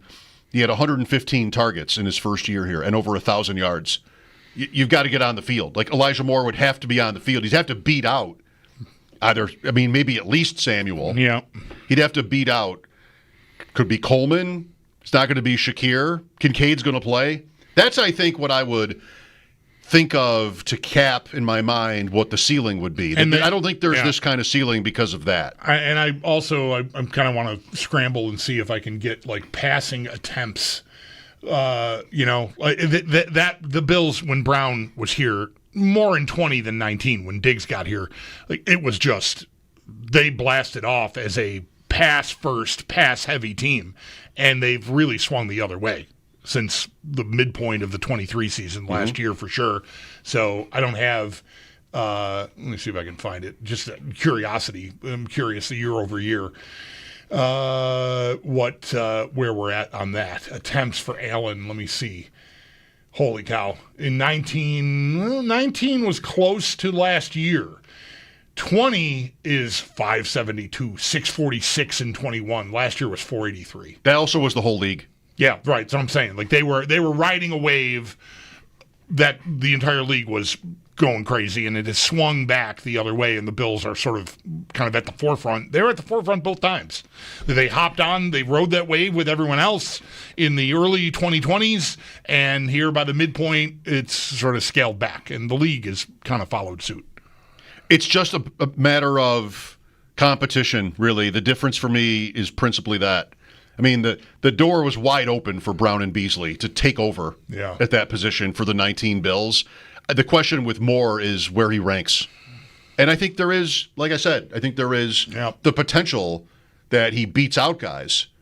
But I'd also want to be careful there because in 4 years, he's just never – you could have bad quarterback play, but is he commanding targets? Is he throwing the ball? That is the key to see if a guy really has it at receiver, almost no matter who the quarterback is. You can't quite say that. Yeah. But it's not about how good the guy is. It's about, is the receiver getting targeted? And I don't know what really that has been for Elijah Moore yet. Yeah. Not to belabor, but it's 180 attempts different from 21 to last year. I mean, that's more than 10 a game. That is a lot. Yep. So it's a different landscape. That's all to fill it out. It's a different landscape now. So I think more everything Mike said plus just their style. I wouldn't expect him to get near what Brown did, certainly in 19, but it doesn't mean he can't have an impact and be a better player than his reputation, which is preceding him, because he does have this opportunity to play in a different offense and with a caliber of quarterback he's not seen yet. Lee Smith was on that team. Don't forget that. Speaking of earning targets, the 19 Bills. Yeah, he had 4 catches. Wasn't that the year the bet? I had a bet one year that Lee Smith would catch 5. I remember the bet. I don't remember the year. I think it was that year because I know I lost it. It was excruciating. 4 for 31 and a touch for Lee Smith. Just needed one more. What can you say? John Brown, by the way, I always love this little nugget.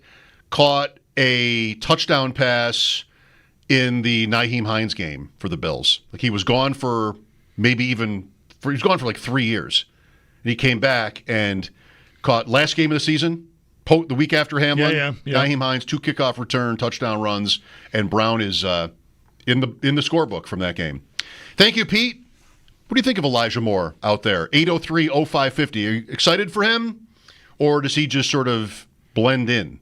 What do you think? Mike Schopp and the Bulldog here, back looking for your calls again after sports. This is WGR.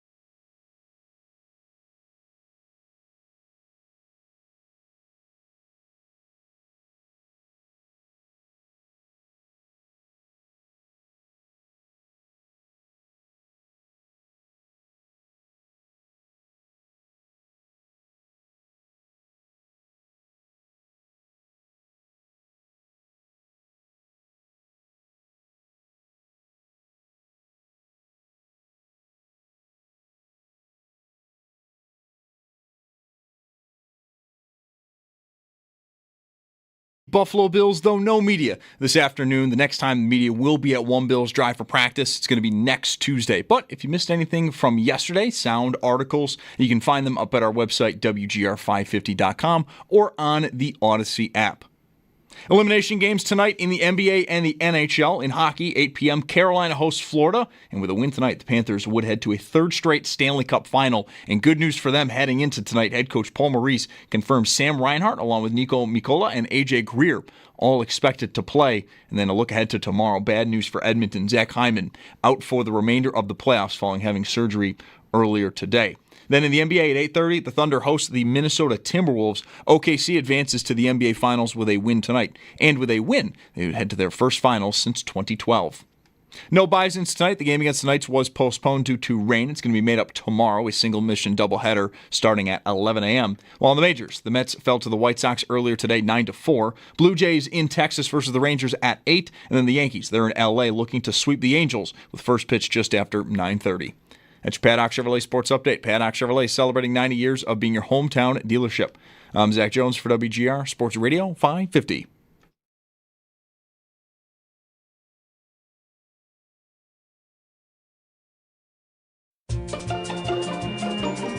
It's Mike Schopp and the Bulldog. Everything was neat. All the chairs were tucked in. It was fine. I didn't have to move anything, and I just walked through and came back. And then just now, I got up and walked around, did the same loop, and there were like 10 chairs as askew in there as I've ever seen. I don't understand. Like, what happened to those chairs? It's Mike Schopp. I don't know. What would make the most sense? And the Bulldog. I am shook by this. Honest to God, I do not understand what just happened. It's Mike Schopp and the Bulldog. Did you go down there during a break and move the chairs? I've been doing it every day. It was me all along. On WGR Sports Radio 550. I was at a point with Chairgate that I would routinely go in there and think about stacking them. That's the one move I never brought myself to make was to lift a chair up and put it on top of another chair or the table. That's hard with the wheels. It was more than I was willing to do. You might be able to flip them like you would like in a dining room or the seats on one another. But even that, the backs are too tall. I don't think there's a way to stack those chairs. Well, I think it probably would have been possible. But I think my instinct was, this is too much. Yeah. Because if you go into a conference room and the chairs are kind of turned around in different ways, nobody would necessarily be suspicious of anything. You just had a meeting and you got up and you turned your chair and you left. Mm-hmm. Like, not everybody tucks their chair back in, right? Although I'm somebody who does that. Tucks the chair back in? Yeah, I put it back. Me too. So, but not everybody would do that. So you walk in there, unless you're you. That story was you'd been in there an hour earlier, and it was like a Friday. And everything was perfect. Everything was perfect, and then an hour later, everything was moved around, and nobody was here. So you were kind of spooked by that, as you say in that clip. Yeah. But that's the one thing. That was next. If I ever was sort of frustrated that nothing was coming from this. Like if I didn't go down there that day and say something to you afterward. Yeah, maybe. Then you would have had to kick it up another notch. I would have put them on the floor, turned them over. Chairs on the table. Maybe. Chairs on the table. That could work. Yeah. That didn't we didn't get to that point. Well, it's a good thing you did it when you did, because I'm done. The whole episode is over. There's finality and closure, because I'm not fixing the chairs. I'm not putting the same ones on the same side of the table anymore. Clearly, people who are in there prefer a certain chair to a different kind of chair. That's been made evident by my rearranging them and then finding all right, you know what? I'm done. No more. I don't need it to be symmetrical. It's not that big a deal. I feel like this is progress for me. Part of it was dark. I'm growing. Well, right. You would go in there, it would be dark out. I am not saying I will not make sure the chairs are not askew enough that I will trip on them in the dark when November comes. Then you're going to want to move them back. But I'm not going to be worried about, that one belongs on the other side of the table. Oh, my God, I sound like such a crazy person. Yeah, a little bit. Well, I am a crazy. A little bit anal on that one. Yeah, I'm a little nutty. You see the quote from the flag football guy who says, "Leave the Olympics to us"? Yeah, I did. Yeah. I don't know his name. That guy has no chance of winning that one. I flagged it. Good. The guy, I might be able to find his name if we really want it. That's not. But I respect him. I respect him. I respect him for taking the saying something. He's got to know he's going to get clobbered. Nobody knows who you are. Everyone knows who these other guys are that, the NFL guys that we're presuming will want to participate in this or will be chosen even to participate in it. But I appreciate, I've been in the streets. I've put, I don't know how many years into it. I did not Google this guy's life, but 5 years, 10 years, I've been paying the dues. And now here come the Olympics. We've all been talking about this for years. And you're going to tell me what now? What's happening now? If the NFL did not sign off, the flag football would not be in the Olympics. Right. That's probably NFL players being there is the point. Sorry, sir. It's what the Olympics want. Yeah. That's what it's about. It's got to be what it's about. Yeah. Hadn't thought really about that again since the story came out that it was going to happen, just except for seeing that one quote.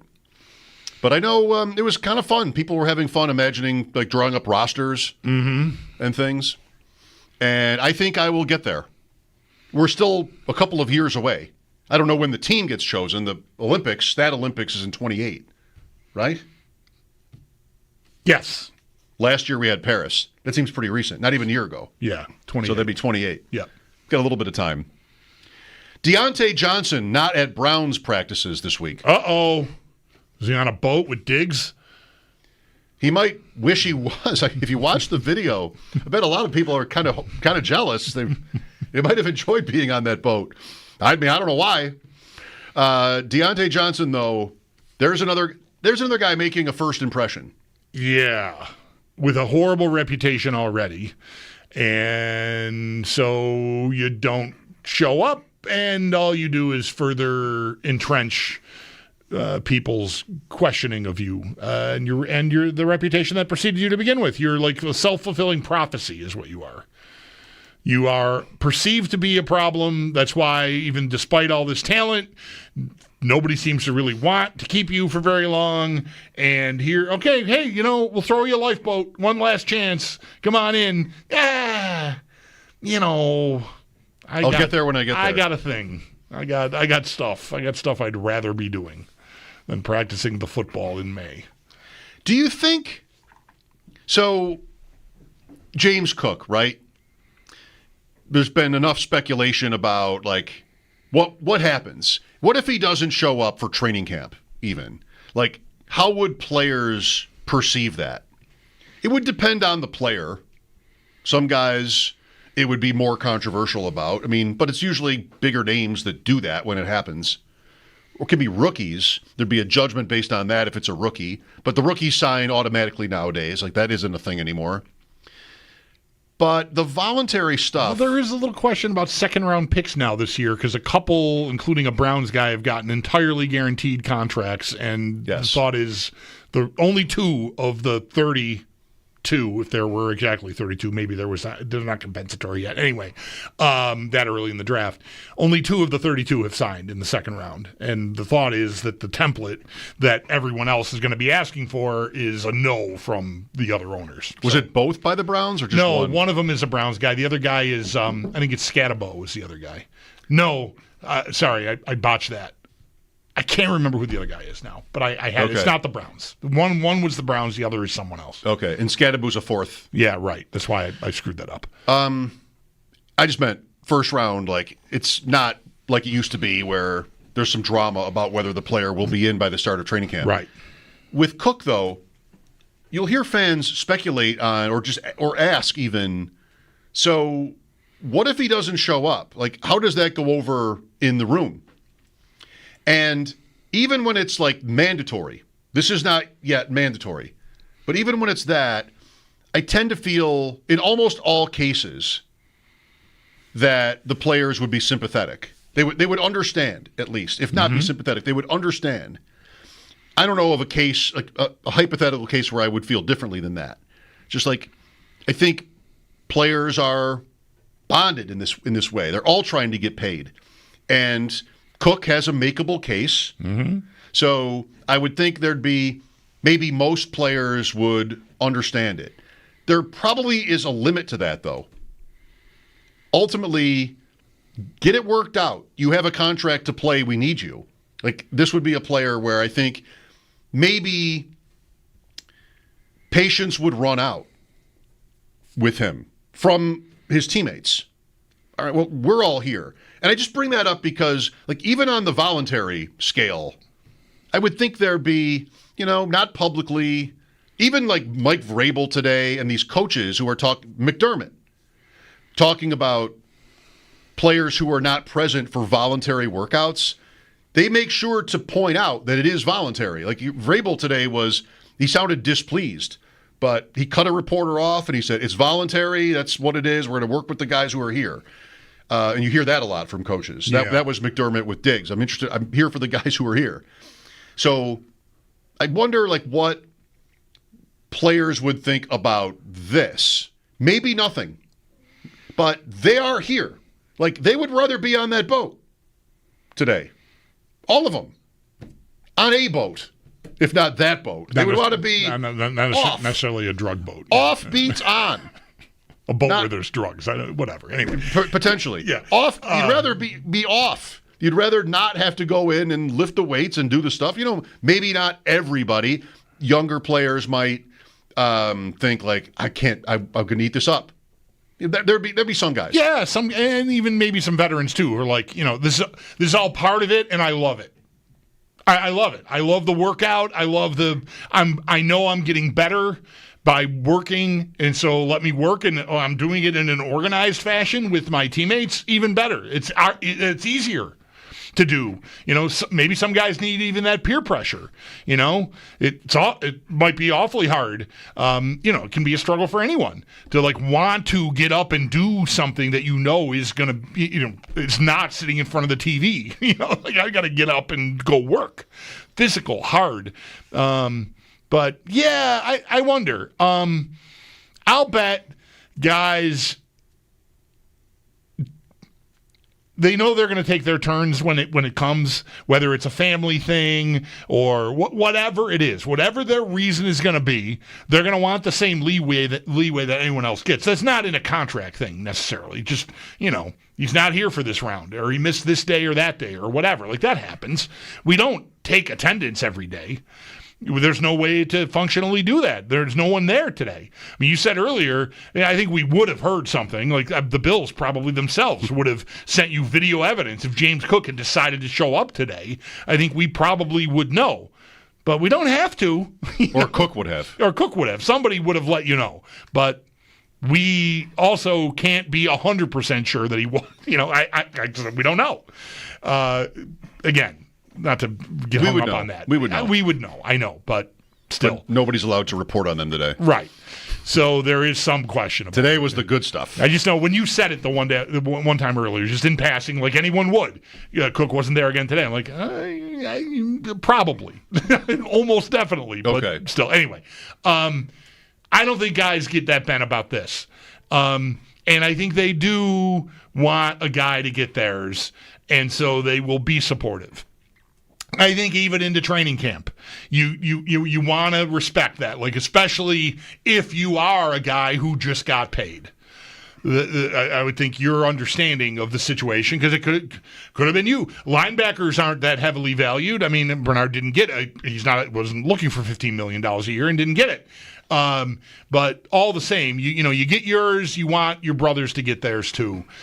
I think the breaking point comes when the season is in the window, like it's coming, and has he shown up yet? What kind of shape is he going to be in? Do I trust him? Is he letting us all down now? There's a point where your own self-interest within the team's self-interest becomes sort of one thing, and that guy is the guy that's not. This is not okay anymore. Maybe there's guys that will support him the whole way. I don't know, but if you think his absence, if it comes to that, potentially hinders you from having, being the best version of yourself individually or as a team, again, those can weave in and out all you want, then I think that's where, hey, I hear you, I feel you, I'm supporting you, but, they got you. Right? They got you. They've got the leverage. You don't. What are you going to do now? Like, come on in here. We need you. It's $5 million. You'll be a free agent after the year. Knock on something. Hopefully you don't have something devastating happen. Yeah, like Diggs being older, richer, even on a new team. I can imagine, like, if he and Drake May have a conversation, Drake may be like, "Oh, how you been?" Right? Just what have you been up to? Might even go as far as to say, would have been cool to get some work in with you. Like, we're trying to get somewhere here. But that'd be pretty gutsy for May to say. But he's the quarterback. Maybe you'd want him to say it. And Diggs would be like, "Dude, did you see the video? Right? You wanted me to come here that day? Did you see it? Did you see the ride?" But that's a challenging one for May. Does he press Diggs? Absolutely not. No, not in year 2. Like if he ascends, like if this is all happening in Buffalo, and there's been, I guess do I want to eliminate the friction that led to his? It's been great. It's been a happy marriage the whole time. Right? Diggs is a little emotional. He's mercurial, but he always says the right things about the team and the city and the quarterback, and it's harmonious. And he still caught 100 balls, even at 31 years old, right? We're just going along like nothing had ever changed from peak Diggs Allen years. I think Allen definitely says something to him, like privately, because we're partners now. We are, I'm counting on you just like you're counting on me, and everyone's counting on us. And what are you doing? Drake May does not have that yet. He may get there, but I don't think he would be right to say something to Diggs, even though he's the quarterback. It's just not. You're not there yet. You haven't earned that. Is it different? Like Allen to Cook is different because they've been together, and it's a running back anyway. And like, would Allen generally maybe think like he doesn't need to be here, or does Allen maybe want to speak up? It's like, dude, I'm getting married. And you couldn't. Cook's different. Well, maybe. I mean, he's different than Diggs. Diggs just signed a super lucky deal for him that was there because one team was so desperate. Cook is trying to get a contract. Terry McLaurin in Washington is another one who's not at voluntary because reportedly he's trying to get an extension. So there's a certain reason. Allen wouldn't have to ask Cook why he's not there. No. Because everybody knows why he's not there. And I don't think he would. But, assuming, I don't want to assume what their relationship is, but if they're at all even remotely friendly with one another, right, which you probably would want to assume, but I still wouldn't want to. You just don't know. But assuming that, they exchange texts just like there's a chat group, whatever, maybe there's little cliques and there's 20 guys in one and 20 in another, whatever. If he's in a texting relationship with Cook in any way, I would think you check. Hey, man, just want to let you know we miss you. Totally understand, support you. I hope you get your business taken care of, and we see you soon. That's entirely to me. I don't think you lean on him in any way if you're Allen at this point. You just let him let him work it out. Do what he's got to do. Now, again, I think that does change when it gets to be Labor Day. And if things are still really messed up, then maybe there becomes a point where that turns from, listen, man, I've been trying to do right by you and say all the right things and support you, but like they've got you and we need you. What are you going to do? I don't know. That might even be asking a lot because that is, you're siding with management basically. Yeah, that's right. That's right. Which that is something another player might not appreciate. Right. So I think you got to be really careful. I think that's why guys, I really honestly believe them when they sort of just, we all understand it's a bit, I think that's the best you can do because otherwise you sound like you are taking the other side, and no player really, I think, wants to do that. Or also a player could say, like, he deserves the money, and then he's alienated his boss. Right. He made that tougher. So that's one you want to stay away from if you can. And I think it's pretty easy to do it. You just be boring. Right. Allen's good at that. I mean, he knows how to avoid stepping in it when he's talking to reporters. Probably wouldn't see Diggs at the wedding, you thinking? Oh, I hadn't thought about that at all. He's occupied. Yeah, probably. You know what, Josh? Look at this right now. So I'm not going to make it. Who knows? I'll bet he invited him. Really? Yeah. Yeah. Stephon Diggs? Yeah. Okay. I'll bet he invited Depends him. on how big it is.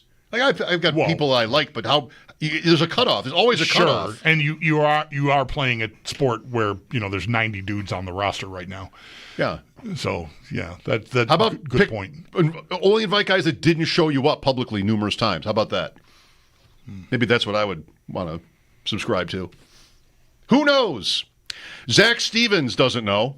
Our guest from Denver, I think he probably doesn't know, talking about the Broncos and the AFC West. We'll have that conversation for you right after this. Mike Schopp and the Bulldog, WGR.